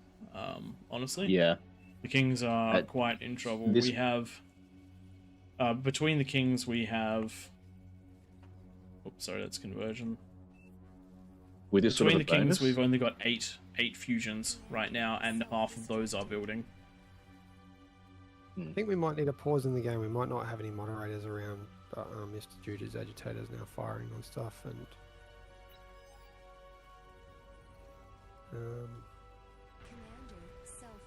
does it look like we do not have raiders, and we've got people that aren't. Disappeared. And we have some rule breaches as well. I've definitely hit end this record for this one. Yeah. Yes, unfortunately for the King's side, an attack of pawns and sprinters is an interesting tactic, and I'm not entirely sure how well that one's going to go. The issue with it is that there's second no push follow-up. won't be there. Yeah. It may do some damage, but without any sort of eco to back it up, Plus 60 is I'm not against not enough. that push. Build your fusion first, then mass your army. Exactly. Your number one goal is hit T2, get your fusion and a converter up, and then you can consider building your army. If you get your fusion up within 6 minutes, by all means go for another one. But if it's finishing at about the 8 or 9 minutes, then you're going to be pushing it. It's going to be tight. Yes, does look like Nice the little only quick attack twisting heading of the border towards the kings happen to be somewhat intercepted by the pawns. Unfortunately, it's going to be running into a comm, and this is the worst case scenario right here. That comm is going to either reap a ridiculous toll with its D-guns, or it's going to detonate and destroy most of the units. Only a handful have gotten through, and this should be reasonably efficient to deal with. There's a handful of sprinters and a handful of the pawns, and they're going to struggle to get a lot more done than they already have. We've also got a second commander getting into position to deal with any sort of second attack. So that is the exchange of one king's economy for one peasant's worth of defenses, which is not worthwhile. Second attack is happening right now from the left-hand side, but it has been cleaned up really nice by Oz Video. And unfortunately, though, for the kings, one of the entrances is completely open, so four brutes and a single wolverine are going to be able to make their way straight in to claim ground here. And if the peasants are smart, they will have seen this. They'll understand that there's probably not a second level of defenses, and they're going to be pushing through. And it's not like the player on their right, Potato, is going to be able to defend this, because right now they are using twin guards to defend against marauders, which have run past. And it looks like they've got a clear shot to the... Oh, they're taking the non-clear shot to the base. They're actually going to run into the Scorpions. That is the best possible outcome for the Kings right now. Thankfully, though, the King Benjay... coming out of that middle player to try and cut these off before they can do too much damage. Great to see that commander moving into position. And it does look like the comm's going to get some good D... Oh, maybe... Most of them down, but two of them have snuck past. Oof. And the comm did go down. Razorback here to clean it up, though, which is nice. It did enough damage and bought enough time that there was basically just the loss of the comm. Which is a lot less damage than I expected. If they hadn't gone for the other player, I reckon they would have snuck on through maybe a bit of a wider spread, and that could have been game over, but that is the decisions you have to make. Keep the firepower somewhat together or spread them apart.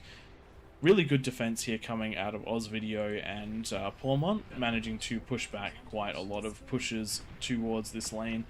Does look like the game has somewhat stabilized here, with the exception of a large mace push that is being run by Rufin. But there does look like there'll be plenty to clean this one up. We've got the Jaguars coming down, and the Pulsar and the Starlights have been doing good damage on them as they come in. Unfortunately, though, the eco story does tell something pretty scary for the Kings. 1300 metal per second when reclaim isn't taken into account. That is, for Raptor Crater, that is about 600 lower than we would normally expect at the 10-minute mark. And for the Peasants, looking at that 3,000 metal income. 2,500 actually, when reclaim not taken into account. Would love to see some of those kings continuing to scale at this point where things have kind of stabilized for a little bit.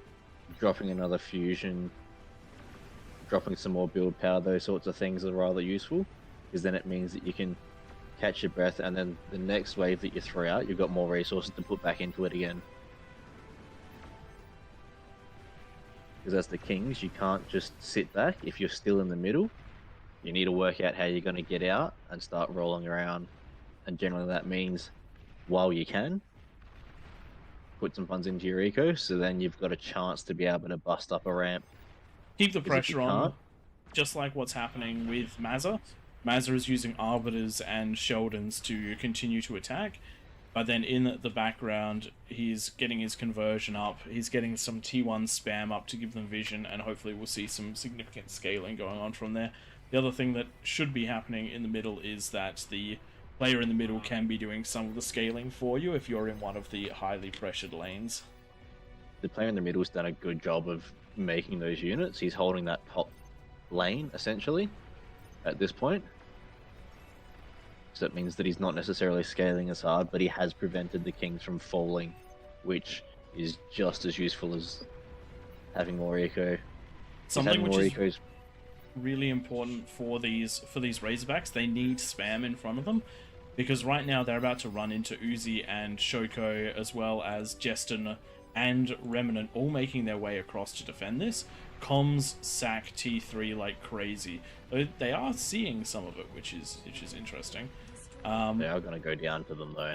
I don't know how they saw those invisible units. They can see the dots on the map. That's some good luck that they managed to zero in on it exactly. Still, those comms doing a decent job of cleaning up. But if there was some spam there, then it never would have come to those 6 Razorbacks turning into 2. I'm surprised that many Razorbacks made it through, if I'm being honest. Yeah, I wasn't expecting it. That's why I started talking about it. I thought they were all going to go down. But that is not what's happened. And now they're going to get a decent amount of damage in, because they'll be able to stay nice and spread and deal damage. You got to keep them away from the comms, though. So a little bit of micro is necessary. Down to one of them up here. Kodachrome with some ducks to defend against the... Kodachrome! I do like the ducks. Kodachrome! What are you doing? doing? Just because Twig is watching does not mean you need to build ducks. No ducks. Yeah, not the best unit of choice. Maybe if these were underwater Razorbacks, go for it. We will We'll happily take allow all you to those have the duck if you take them on. swimming in the lava. Does it look like there was a Okay, potential yeah. push out in the bottom left-hand side, but it has been repelled by a massive number of ticks that are trying to squeeze by, but these Shivas have come out just in time. Those nice, big, Top right, girthy couple shots coming Razorbacks. out of their main cannons, dealing with them very, very swiftly. This should be quite the attack that they're going to have to deal with very little in the way of defenses. And especially with that spam in the front, this is going to be one of the more... This here is the... In my opinion, this is one of the make or break moments of this game. If these T3 can get onto the high ground backed up by the Sheldons, and if that T1 can keep screening in front of it, then this should turn into a pretty strong push. And it doesn't look like that corner co-opted hard enough, so they don't have the T3 labs to push this one back. The comms are not in position. It's quite literally just a Fat Boy and a Rattlesnake defending this, and now it's just a nothing. Just a comm. That com. And Chrome just apologise for making those ducks in chat. Never apologise for making ducks. Did someone actually apologize? Kodachrome, please know that the duck any negative comments are about ducks are specifically me teasing Twig. So that's the we did one of those what's the ranking videos of all the Cortex units, and that was the strongest disagreement point of I think ducks are good, they do have a purpose. Prey and Tom hate them. I would also like to point out that immediately after we made that list, I did one of my matches on I think it was Red River, and I won it using ducks. And I was one of the people that said ducks should be F tier. So you definitely can't take me too seriously about my opinion of ducks. Every unit has its time and place. Every unit has its time and left. place, and the time and place for ducks is insulting Twig. The bottom left of this corner need to take the current situation of the game seriously, because there is an Aphis under fire from these Sheldons if that goes pop. That's going down. There's no way it's not. The Arbiters already have their rockets in the air. There we go. That is big. And then we've got a commander here that's not going to do too much. Razorback is the right answer. Is it going to be up in time? There is enough build power, and I reckon it is. And that com going down in the middle of the Sheldons, I think is going to be just enough to keep this corner from completely falling. But there are the Razorbacks and the Shivas of the Tell me Kings this team. one grunt getting through is going to be a thing. It's getting Yeah, eaten, yeah, unfortunately. I'm very sad about that. I do love it when there's a hero T1 unit. I'm just keeping my eye on the top right of this map, because there is T3 for the peasants. There are back and forth Razorbacks going. They're getting healed, and Santino really like that. I love that. That's one of the reasons I think Titans are one of the best units in the game. If you allow them to mass by bringing them back for healing, you can end up with such a Titan force that basically nothing can stop you. Oh, this The bottom Kings left have done is a looking really nasty good again. job this game of stabilizing. Mm. The fact that they're still alive. Well, one of the things which is really interesting is at the 13-minute mark, the King's eco was at 2,500, and the Peasants was at 1,400. Oh, sorry, the Kings was at 1,400. The Kings are now sitting at somewhere in the 3,000, close to 3,000 mark, and the Peasants are sitting at the 3,000 mark. Equalization at 20 minutes is a very good sign for both teams. There's still a lot of There's no pressure good coming sign out going of on the down Peasants. here. That's the bottom left. Done. That is the bottom left, and there's great potential here for the Kings because they can take those mexes, they can take the space, and more importantly, they can use the existing taken ramps to start pushing their advantage and sweeping around the map. One of the biggest advantages is having that staging ground up on that outer tier. They can Breaking roll up around the from. ramps. Breaking up the ramps is one of the hardest parts of the King's job. Once you're up the ramps, it takes particularly good peasants to defend. I've had to fight that constantly because for some reason people that are very good and know me very well and know the units I like to build tend to go up against me. And so they let me take the top of the ramp and then completely stop me from pushing out. But as you can see, just from this one corner falling, the Kargis are going to roll through the next cliff. The demons are out and starting to push through. The economies are really starting to roll for the players up here. Ozvideo now up to getting their fourth APHIS, and Mazza on their second. We've also got Realistic Joe getting their looks like their seventh up and running. And they're also pumping those Thors out for defenses. Unfortunately, one of the threats the Kings are facing right now is the King Benji's, who had that successful Marauder attack at the beginning, is now starting to push in with those Vanguards, and that range is going to start being a big problem. Probably the biggest threat out of the peasants right now is that corner, and really the peasants need to focus on winning it whilst this bottom left corner is falling, because once all these units start distracting all the other peasants, it's going to mean all the pressure, all the defensive site can be put on that top right where the biggest threat is. You want to take advantage of the fact that there is still pressure out of many of the lanes right now. That's right. It's going to be, if the peasants can keep the Kings under pressure and can stop this from bleeding anymore, eventually the peasants will win. But if the Kings continue to do their run around, or if they manage to break another lane, then the peasants are going to be in dire straits, because we don't have any super eco corners, it looks like, this time round. We've got 3 APHIS for the bottom right. We've got 5 APHIS for the top right.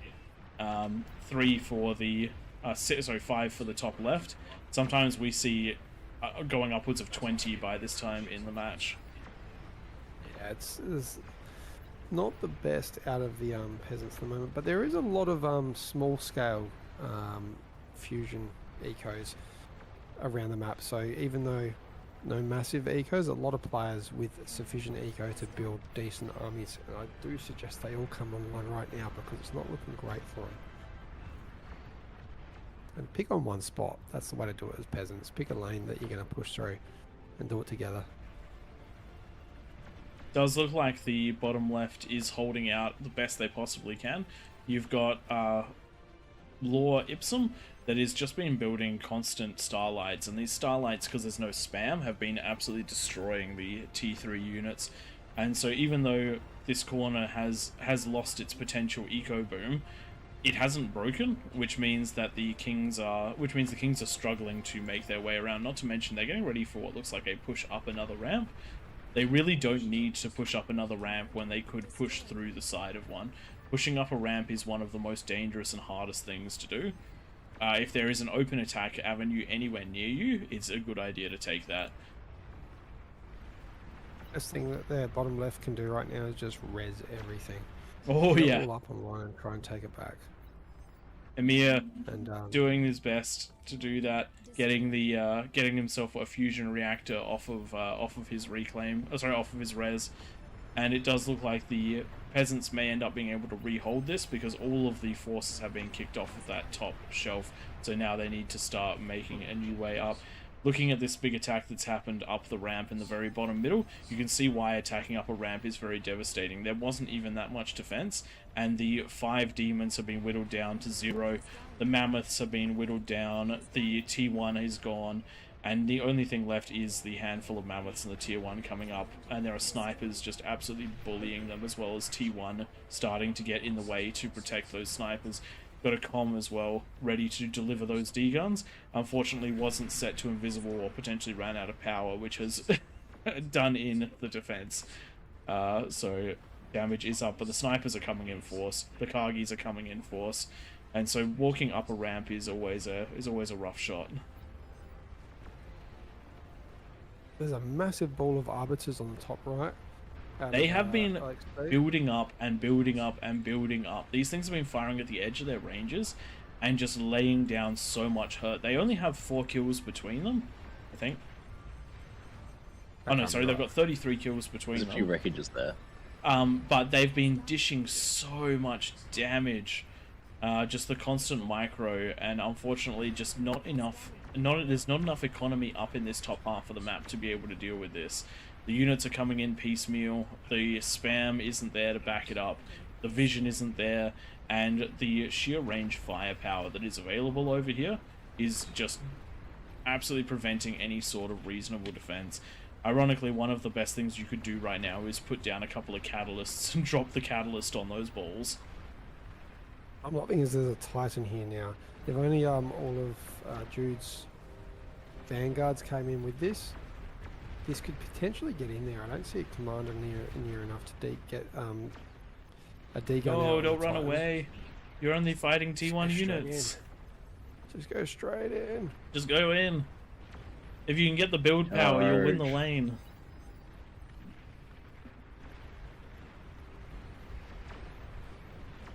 Just having a quick look down at the bottom, Emir has managed to res a fusion, another fusion, and an Aphis. So Emir is getting this bottom left-hand side back up and running.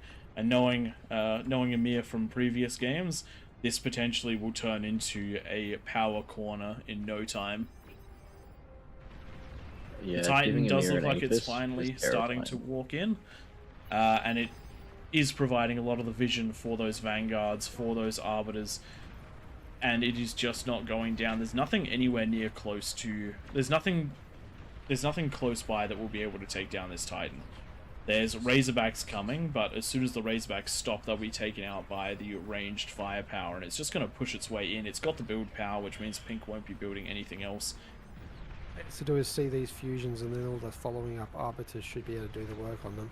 Correct. In fact, it's even managed to get one just on its own. The Titan does a lot of damage. And that is the last of Protato's production facilities taken out, which means Potato is now entirely reliant on the kindness of his team to get him back up and running.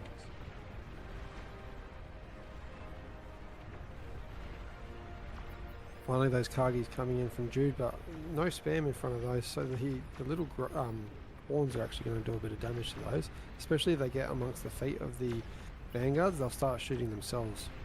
One of the things we've missed during this big attack is on the left-hand side, Pormont has managed to push all the way up and claim a huge amount of land. They've just destroyed a massive Aphis farm. Unfortunately, though, the production power of Wizard of Hog has been taken out, which means that this ball of units, there is nothing coming to stop it. All kings need to divert units to try and deal with this, otherwise it will be game over. Well, if anyone hasn't been king before and they want to know how to do it, go and watch the replay of Pormont, what they've done here. It was a very good build, got up the fusion in time and managed to get up a lot of defences as well. Oh, that's nasty, small space going down. No, that wasn't small actually, that was the one over from small. That was Wizards. This... Oh man, this one demon just not quite walking in the right direction. It nearly managed to take out that entire ball of arbiters, but it just was not microed to the right place. Unfortunately though, with the breaking of Potato, both players on each side have been taken out. as a result of the positioning made available, a bunch of the build power as well as the eco for the player in the middle has been taken out, and we're just and it's only now that we're getting a reaction out of most of these players to try and deal with this. There is still hope though. Oz Video has got a massive economy up and running, but they're currently generating 61,000 energy and only converting 36,000, which means that while they're putting money into more and more APHIS, it is not giving them, it's not doing anything for the team in any way. This is one of the things we have to bear in mind, the changes in King of the Hill. You need significantly more conversion than you do in a normal game.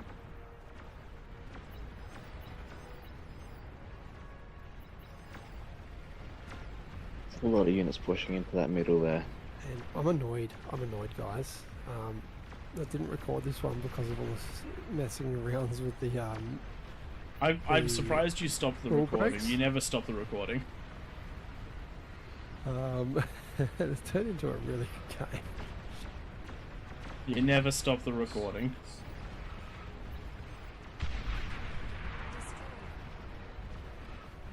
It's been a fantastic push by that top right corner. They Just put the pressure consistent on early, pressure. and they've just consistently maintained it all game. But it does look like that push is going to come to an end with the destruction of the middle of the map, and Oz Video is coming up next. I don't think that the Kings are going to be able to muster enough to stop this, which is very unfortunate because of the destruction Pormont has rent.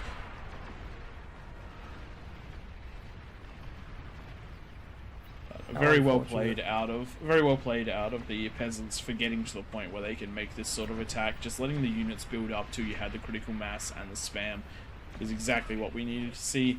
And well done to the Kings that held for as long as they did, and well done to Pormont, to Oz Video, to Potato. I think it's taken this bottom half of the map, but to the Kings that managed to push out onto the top half of the map. You nearly managed to run a ring around the peasants, but unfortunately too much was invested into the eco and not enough into the defense for that top right hand side. Can we do another one, guys, tonight? Because if we do, I was thinking of throwing a bigger bonus on. Throwing what, sorry? A bigger bonus on the Kings. I think we can potentially fit one more in, but I think that we will do that with the proviso that if it starts getting to if it runs too long, we might need to cut the cast partway through. That's totally fine. We got what, half an hour or so before we're looking. Half an hour till midnight up. or so.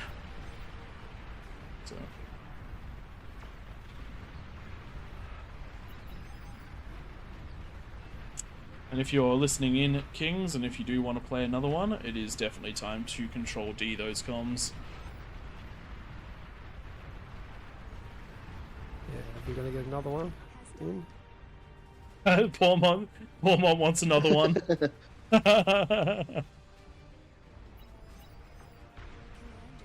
There we go. Nice. There we go. We do appreciate that. We want to we don't want to end these too early, because for the players that have built up, we actually want to let them have the fun of pushing in. But we also, when it's over, we want to get into that next one. Let's have a quick shuffle of Kings. Actually, while Tank Tom and Twig start the quick shuffle of Kings, I'm gonna have a look at that top right hand side where they managed to scale themselves all the way up into 23 APHIS. As well as a large amount of conversion, multiple T3 labs, and just pressure beyond pressure. Really good job, I Kill You for Fun, Robot Wiz, Lingeron, all these players we recognize. OP Man. In fact, this corner was stacked. This corner was super stacked. I've recognized every name so far there, and I also know that we had where are you? Alex Speed. There was a couple of other players that had units on the front that were doing really well, but I just can't find them. But very well done out of that top right hand corner. For those of you interested and who can read the stats, there they are. And a quick look at the graphs for the damage dealt. You can actually see just how there was actually a peasant that topped out the damage. So well done to you, my friend. All right, let's have a look at where we're at. OP man, viva la revolution. 2 pumps, we are fitting 1 more in, and depending on how long the game goes will depend on whether the full game ends up in the stream.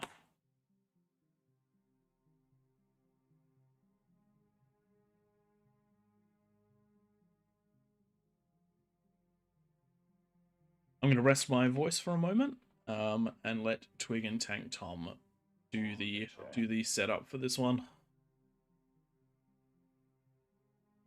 What bonus we thinking this time around? 75. 75? We could do 75s.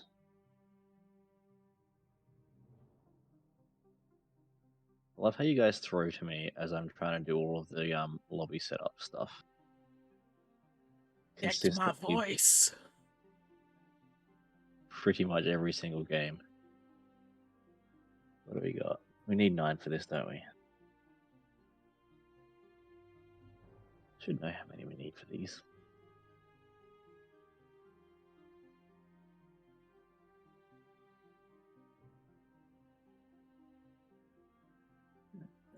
Cool. Alright, I'm back. Have we had I'm wondering if I jump in. Oh no, we've already got the 9 kings. Yeah, we've had a bunch of people rotate through by the look of it.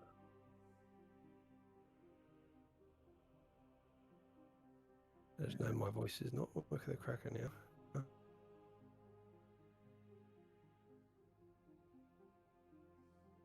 Ah, whoops. Yeah, Twig made the cut.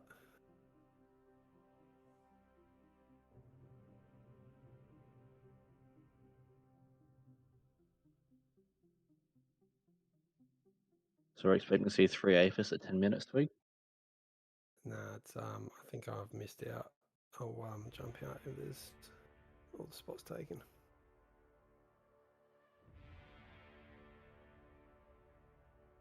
Let me check those IDs, and then we can probably look at jumping pretty much straight on into it.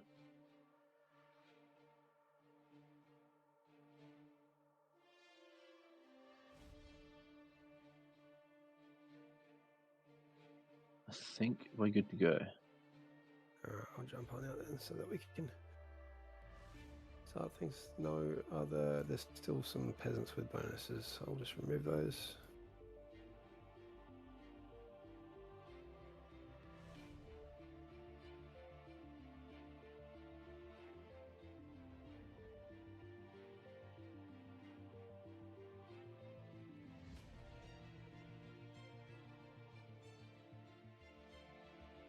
Do we mind if there's 10 kings, and I'll just help the middle king commie?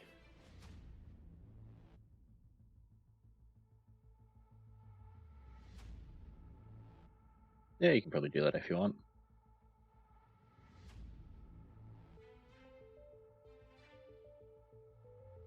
Just wait on these last couple of players.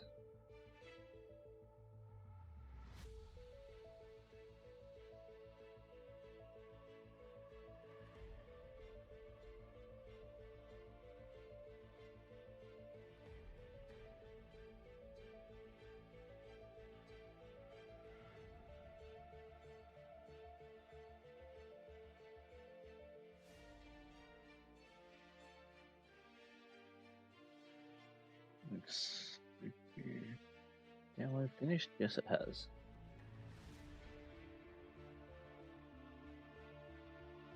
Do one more ring and then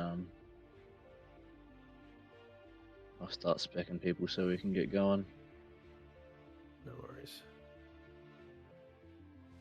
Yeah, I'm going to just go in there, and I think Grumpiness is going to take the eco spot in the middle. I'm just going to help them out, get that eco up a little bit faster, try and match some of these extremely good commie corners. So what you're saying is you're going to get in his way and steal his medal? Exactly. No, I'll definitely share. Until we get to T3, then I want to micro stuff.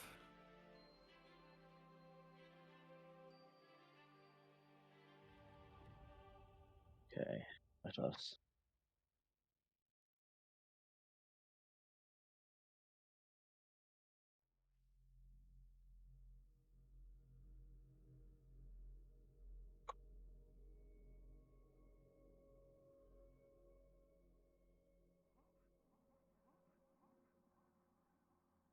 All right. I'm just going to spec, and then I'm going to get the join as in the middle so that there's 9 kings. Ah, fair. But I'm getting told in the chat. Let me know when you're ready, and we should be good to go. I'm good. I'm good. We can get things started if everyone else is ready.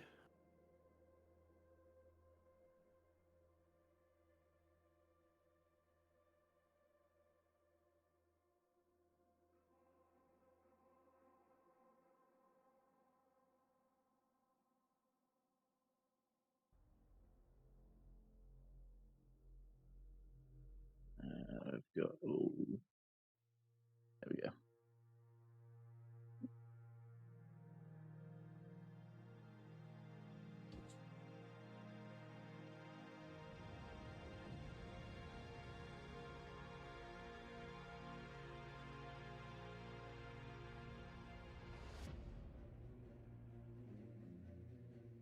Right, you back? Nah. Maybe throw the record button in on this one because I think I'm going to be join as on grumpiness.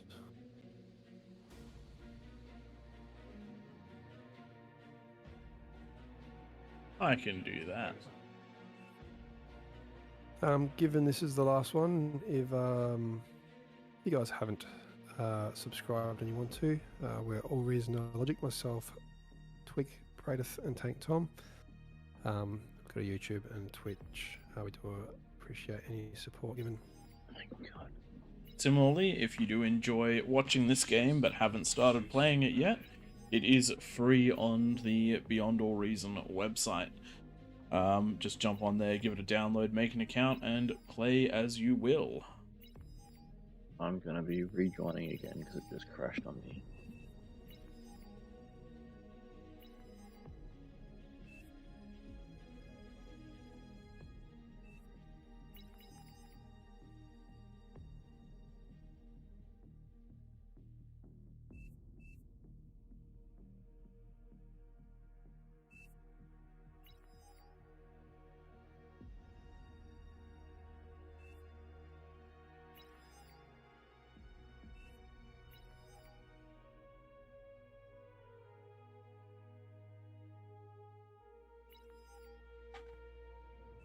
Alrighty.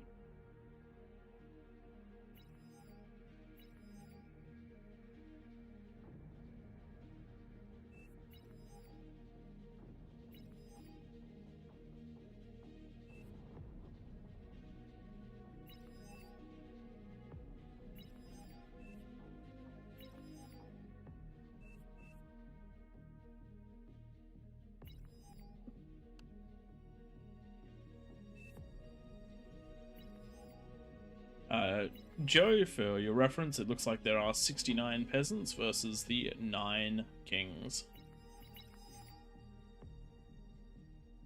How do we have 10 players in the middle? Because Twig's doing a join as. No, it looks like So he's just gonna help. somebody's trying to place in the middle. So I would say that is... There we go, that moved out. That moved out. Nice.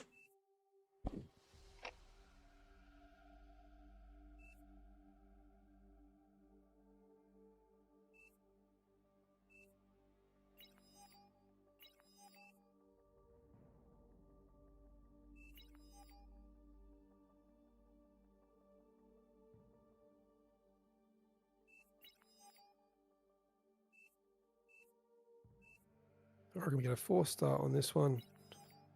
I can't ready up myself. Alrighty then. Let's get that up and running with a 4 start.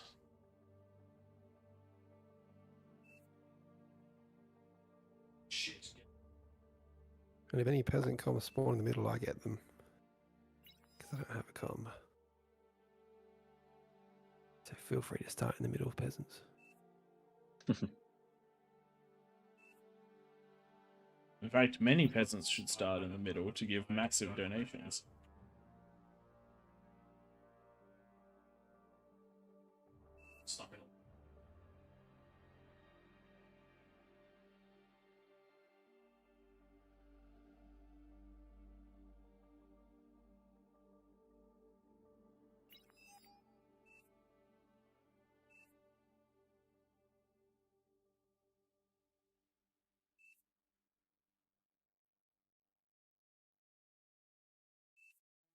pretty much good to go. I You guys reckon. don't- So. Oh, actually, I'm in game. Can I do a 4-star? I think I can. Give it a go. There we go. I can do things. I'm not used to being in the games. Battle started. Hello and welcome everybody to AllReasonNoLogic's King of the Hill. You're joining us for a 9 versus 69. Now 68 because of that lovely medal donation given to the Kings. For those of you unfamiliar with the format, we have 9 kings in the middle of the map. They have, in this case, a plus 75% bonus, which is going to help them to scale exponentially.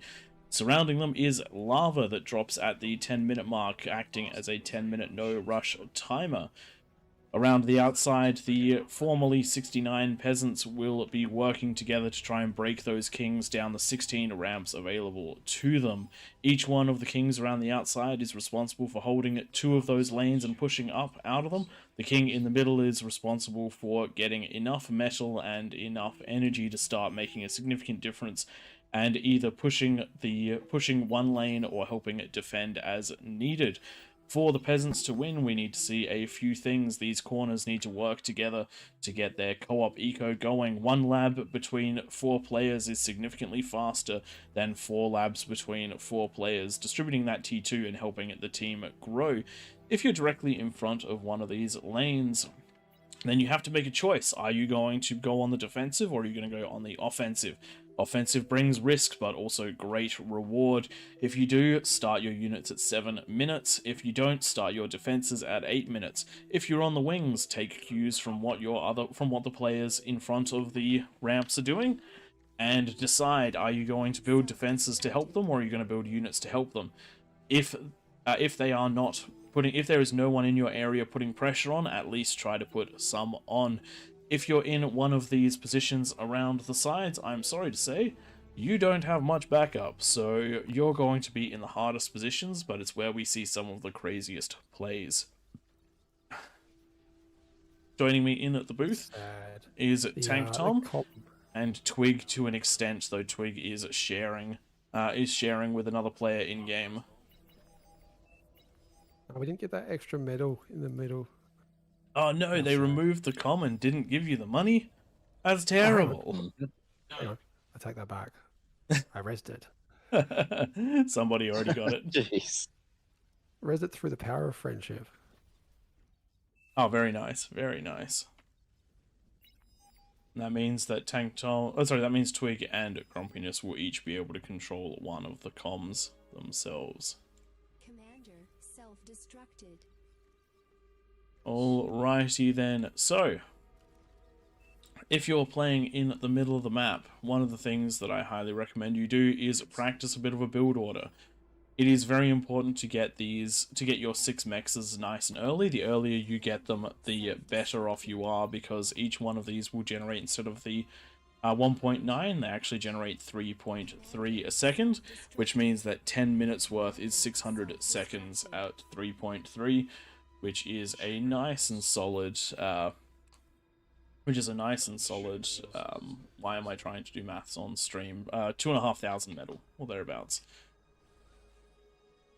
And that is going to be the sort of thing that finances you to that early T2 lab. You have to decide how much wind you're going to get, how much build power, what your go is. In this case, Hot Potato is going for a low wind early T2 strategy. That means the T2 is coming up a minute earlier than my T2 tends to. But the support here of the wind is much, much lower, only the 18 to go for, whereas I try to range somewhere in at the 32 to 50 is my go-to. Compare that to Grumpiness in the middle, getting their T2 slightly slower. Also going with low energy, but a couple of these advanced solars for the stable energy. Looking around the map, you see few of the other players a little bit higher on wind. Rosie with the 32, that's my go-to normally. And Maxi is going for the T2 after a nice solid 40 wind, also a good amount. You just have to balance that build power and make sure that you don't overflow the metal when you reclaim your T1. Once you're in the T2 phase, you need to be racing yourself to get the fusions as well as the T2 mexes, both equally important. And you have to just make your decisions based on what you can pour your money into at the time. Reclaiming the T2 lab is necessary. once you've got the first fusion with a plus 75, you should definitely be getting a second or even an APHIS. You really do not need that. The eco will pay off in spades, and the time it takes to build the eco can be supplemented by just more build power to deal with your problems. To build an APHIS, you need 25 build towers, 1,000 energy, and 140 metal a second to do it in a minute. There you go. And if you're reclaiming a lab or something to do it, then you need significantly less metal a second, because you'll be taking a third of, well, actually you'll be taking half of the cost from the lab, because reclaiming a 3,000 metal lab actually gives you close to 5 and a bit thousand metal with that plus 75%. And as you can see, progression going at nice and well. We are sub at 6 minutes. We've got the T2 advanced advanced metal extractors going down in the middle of them. 4 of them being worked on at once, doing a little bit of an energy stall, but we do see energy coming down to deal with that near some of the build power. So hopefully they'll be up and running in no time. Fusion half cooked for Kokado. Kokado very, very strong in this position, but very low on that energy. Has supplemented with a couple of solars to deal with the to give that consistency over the wind. I do like a little bit of the consistency in these builds.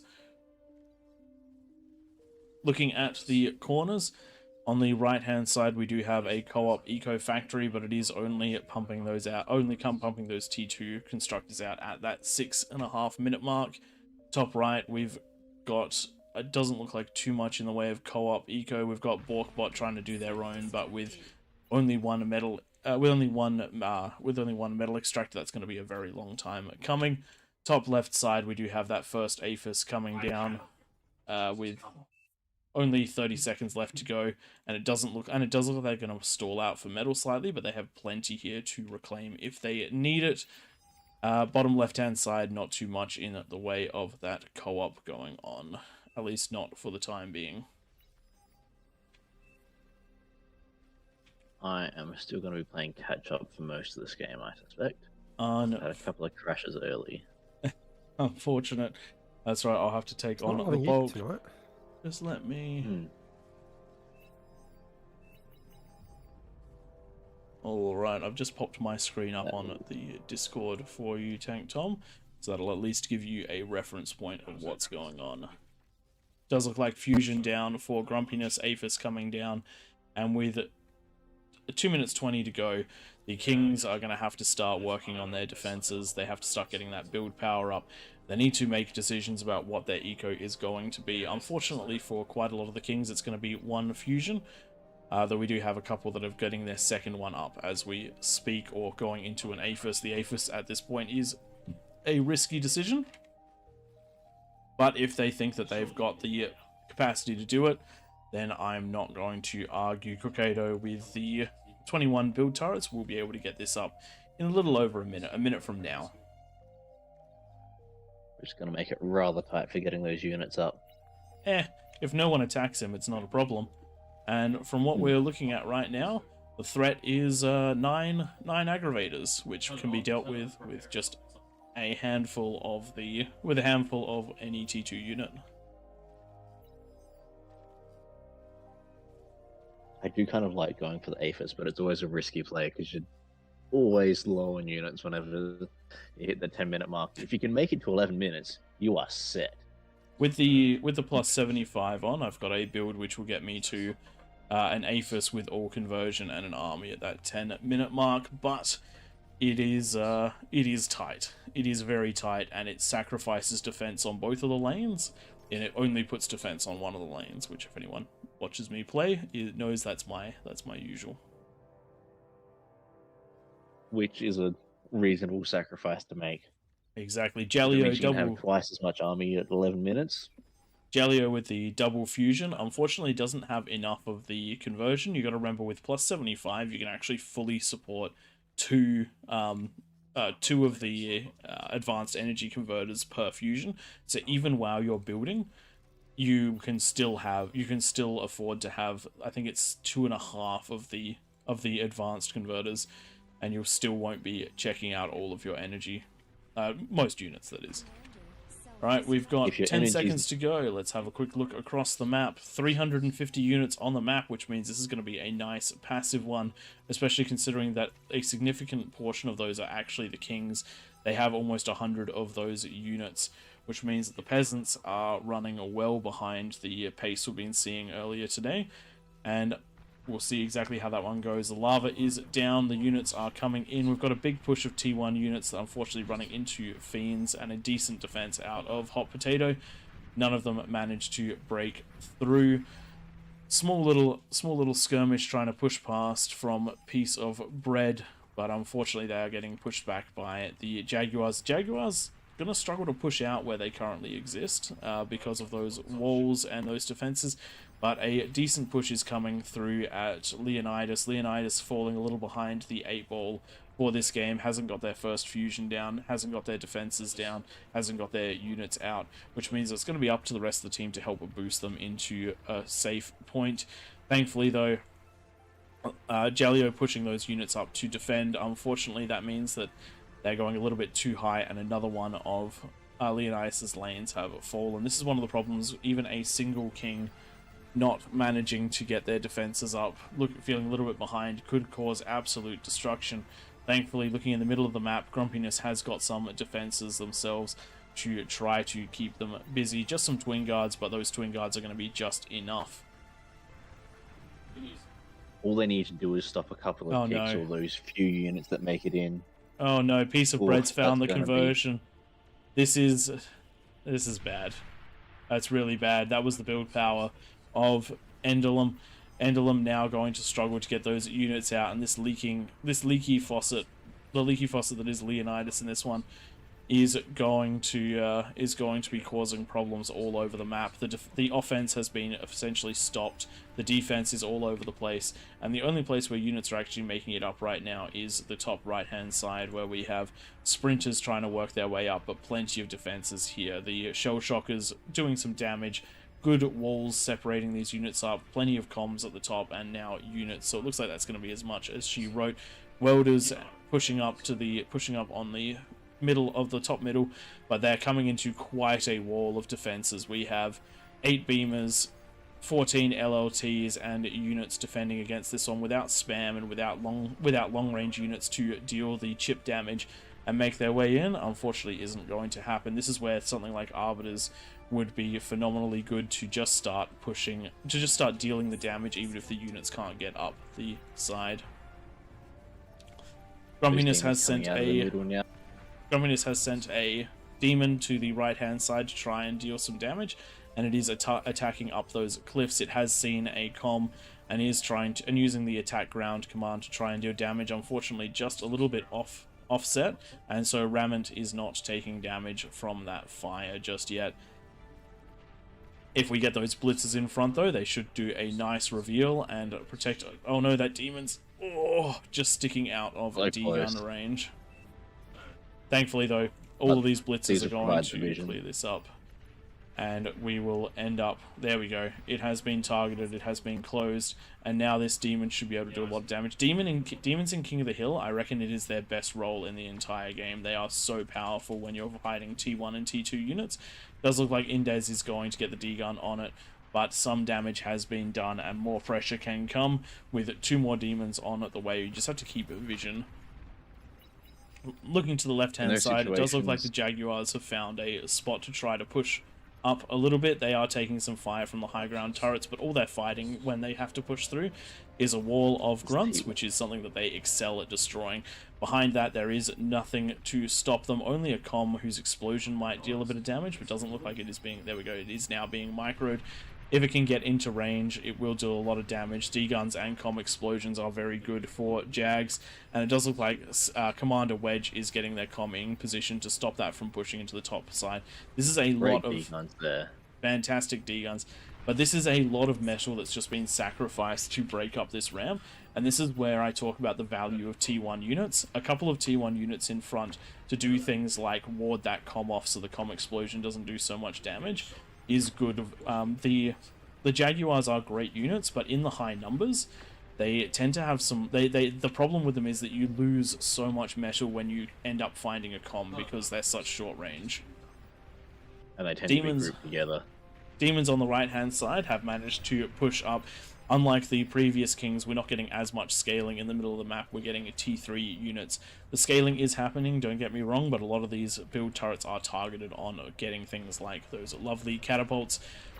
And things like plays like this are what is necessary for King of the Hill to stay somewhat balanced. It is designed around the fact that the kings should win at least one corner.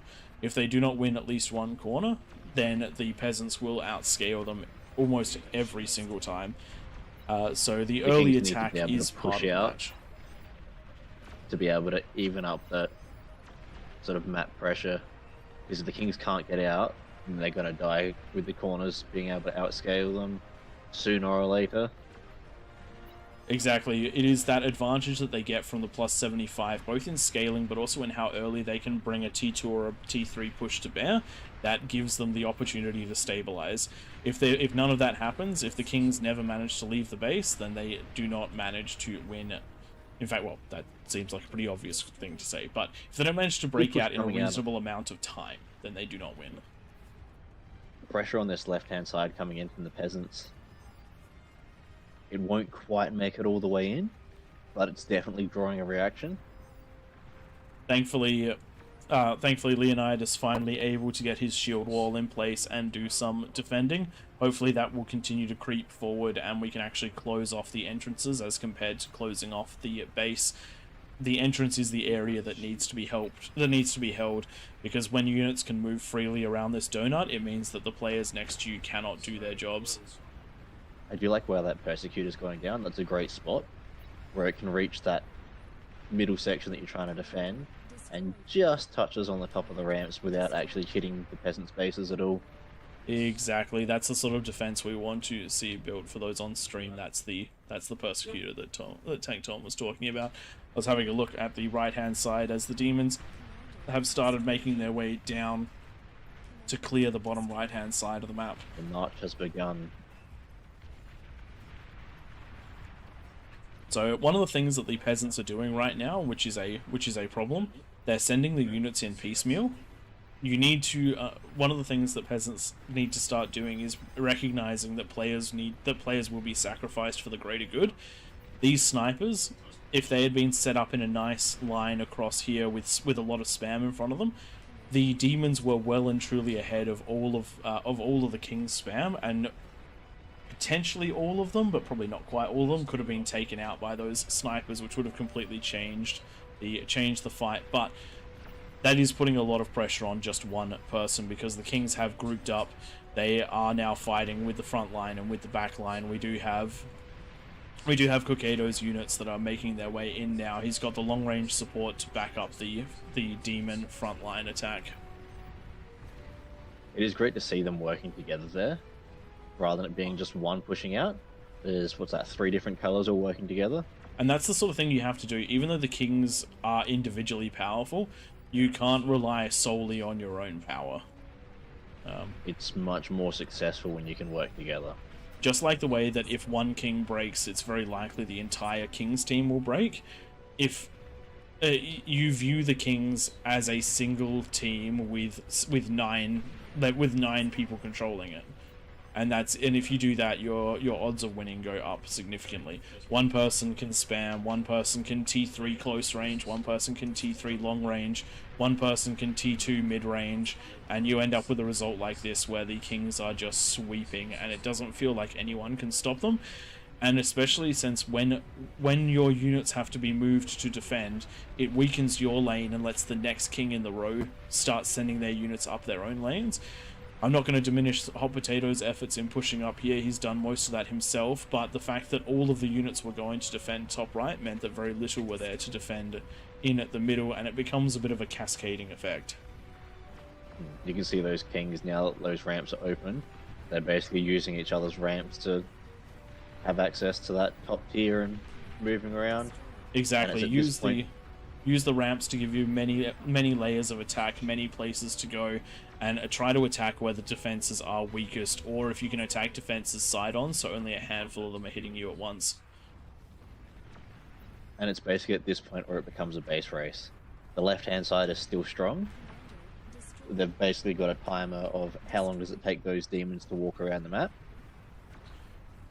to be able to try and make it into the middle, and they've still got a chance. If they can make it in and pop the middle eco for the Kings, there is a very good chance that the Kings will start to collapse from the inside.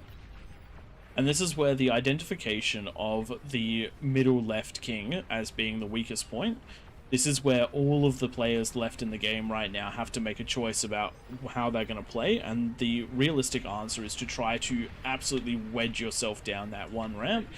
One successful attack through here will cut all of the reinforcements from the rotation around the side, and at that point you can just keep throwing comms at the problem until it's exploded to death.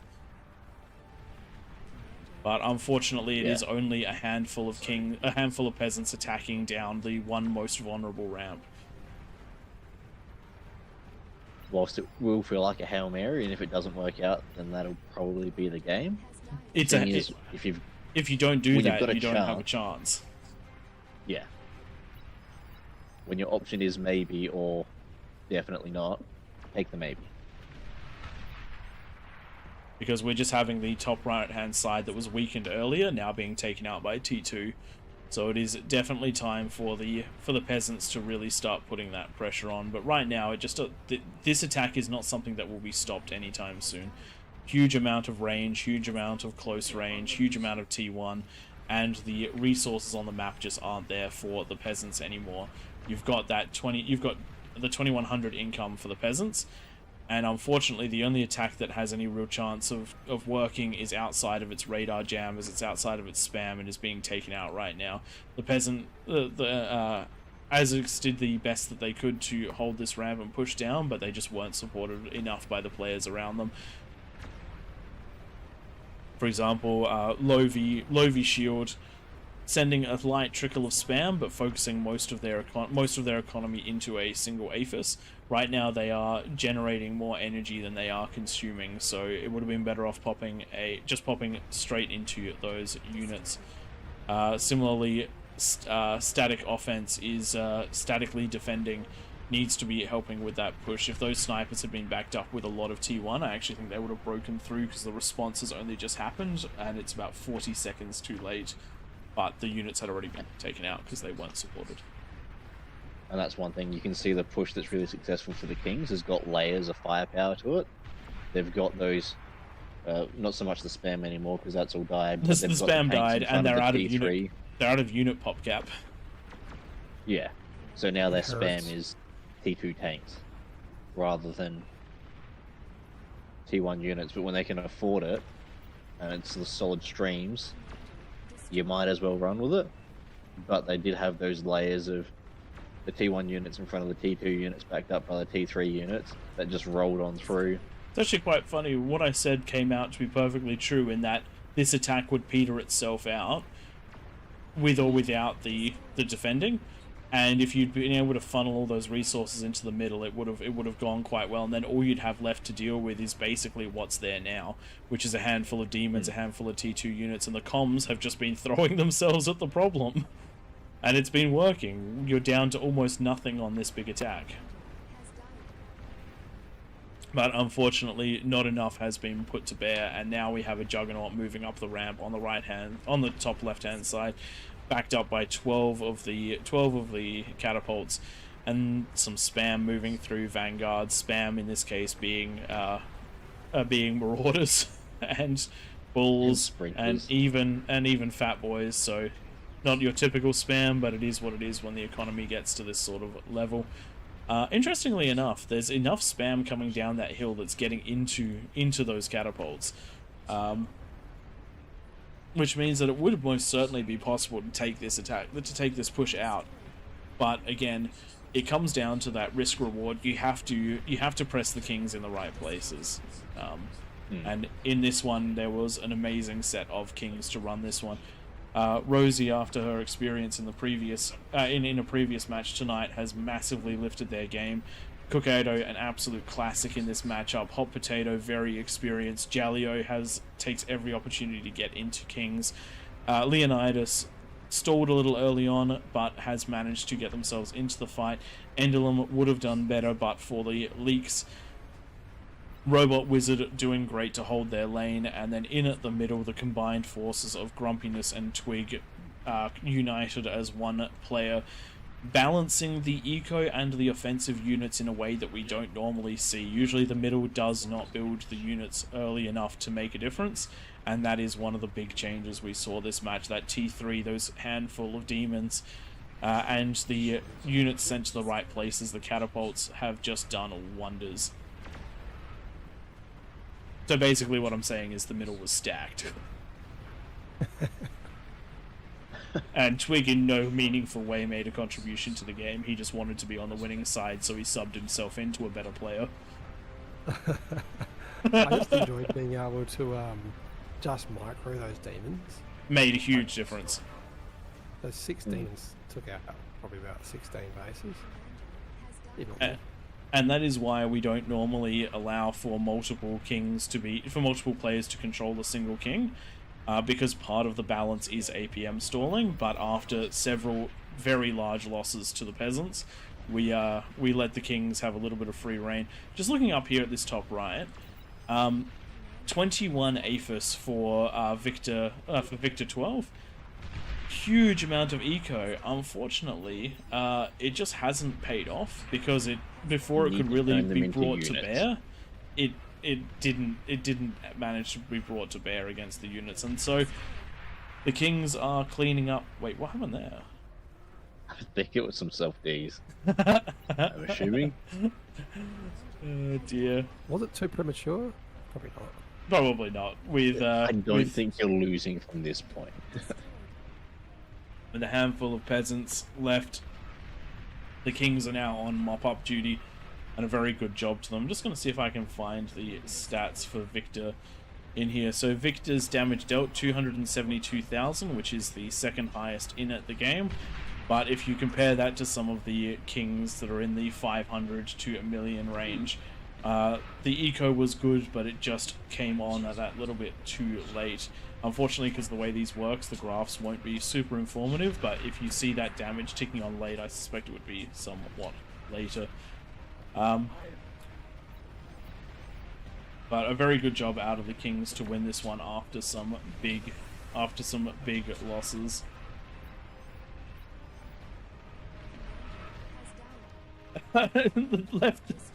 Top left side. Scruffy Con has decided that he will be the last com. He will be the very last com. This is the one time where I wish nukes were on, because man. I mean, Nukes are on. I think we got him. I think we got him. Ladies and gentlemen, we got him. Alrighty, let's have a quick look at the damage dealt graph. I really want to see that one. Yeah, unfortunately, as you can see, a lot of the damage done by the peasants is very hard to see, but you can see Twig and Cookado in the middle, just absolute dominant in that damage, as well as Hot Potato just keeping that pressure on. And you can also see a few of the other kings really ramping it up. But I love the early damage out of who was in that position? Early damage out of Maxi 12, absolutely fantastic. That's the sort of thing we want to see. Alright, ladies and gentlemen, that's going to be it for us. Massive thank you to the moderators that came on and made this lobby possible, as well as managing it throughout the night. We really do appreciate it. Massive thanks to everyone watching on Twitch and YouTube, both the official and on ours. If you enjoy the content, sub to the official, sub to our own. We've been AllReasonNoLogic. I've been Pradith. We would have put out a King of the Hill video. King of the Hill video just recently. About an hour ago, and there's a tiny little Easter egg that I left at the end, all at Twig and Tank Tom's expense. So they're not even aware of that. So if you want to check that one out and leave us a like there, it would be greatly appreciated. Links incoming into the chats. Tank Tom, would you mind posting those links into our private chat so I can post them into the YouTube and the Twitch? That's going to be it from me. I'll leave you with Twig and Tank Tom to sign themselves out. Don't forget to big thanks to everyone who watched, and big thanks to everyone who played. We wouldn't be able to do these at nights without you. If you're interested in more of our content, we do stream on Wednesdays at the same time, where we do a much more casual game. We'll actually be in the Discord, not in a private casting channel, and we'll be interacting with anyone who joins us. Priority will be given to people in the Discord. Thanks for joining us. All right, we're doing a raid. I don't know if Nightmare, you want to set that one up? If there's an after party.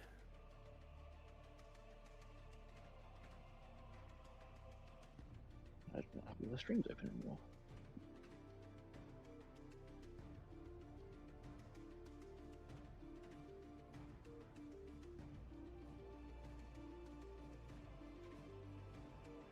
Alrighty then, I'm going to swap this out to the end of stream. Thanks everyone for joining us. If there is a raid happening, then it will be popped up into the Twitch chat. Does look like there is. Alright, catch you everyone. Beyond All Reason fans, welcome to King of the Hill by AllReasonNoLogic.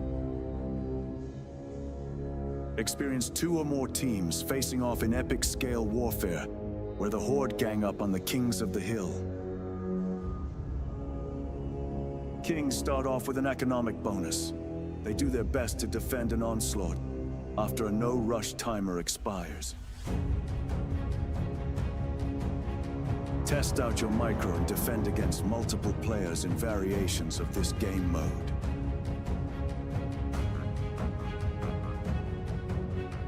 Or be part of the masses. Team up with your allies to topple the throne in a glorious victory.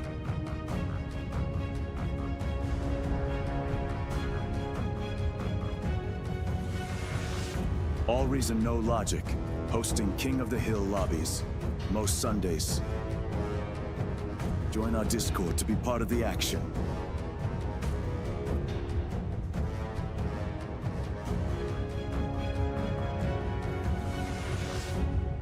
See you in game, Commanders.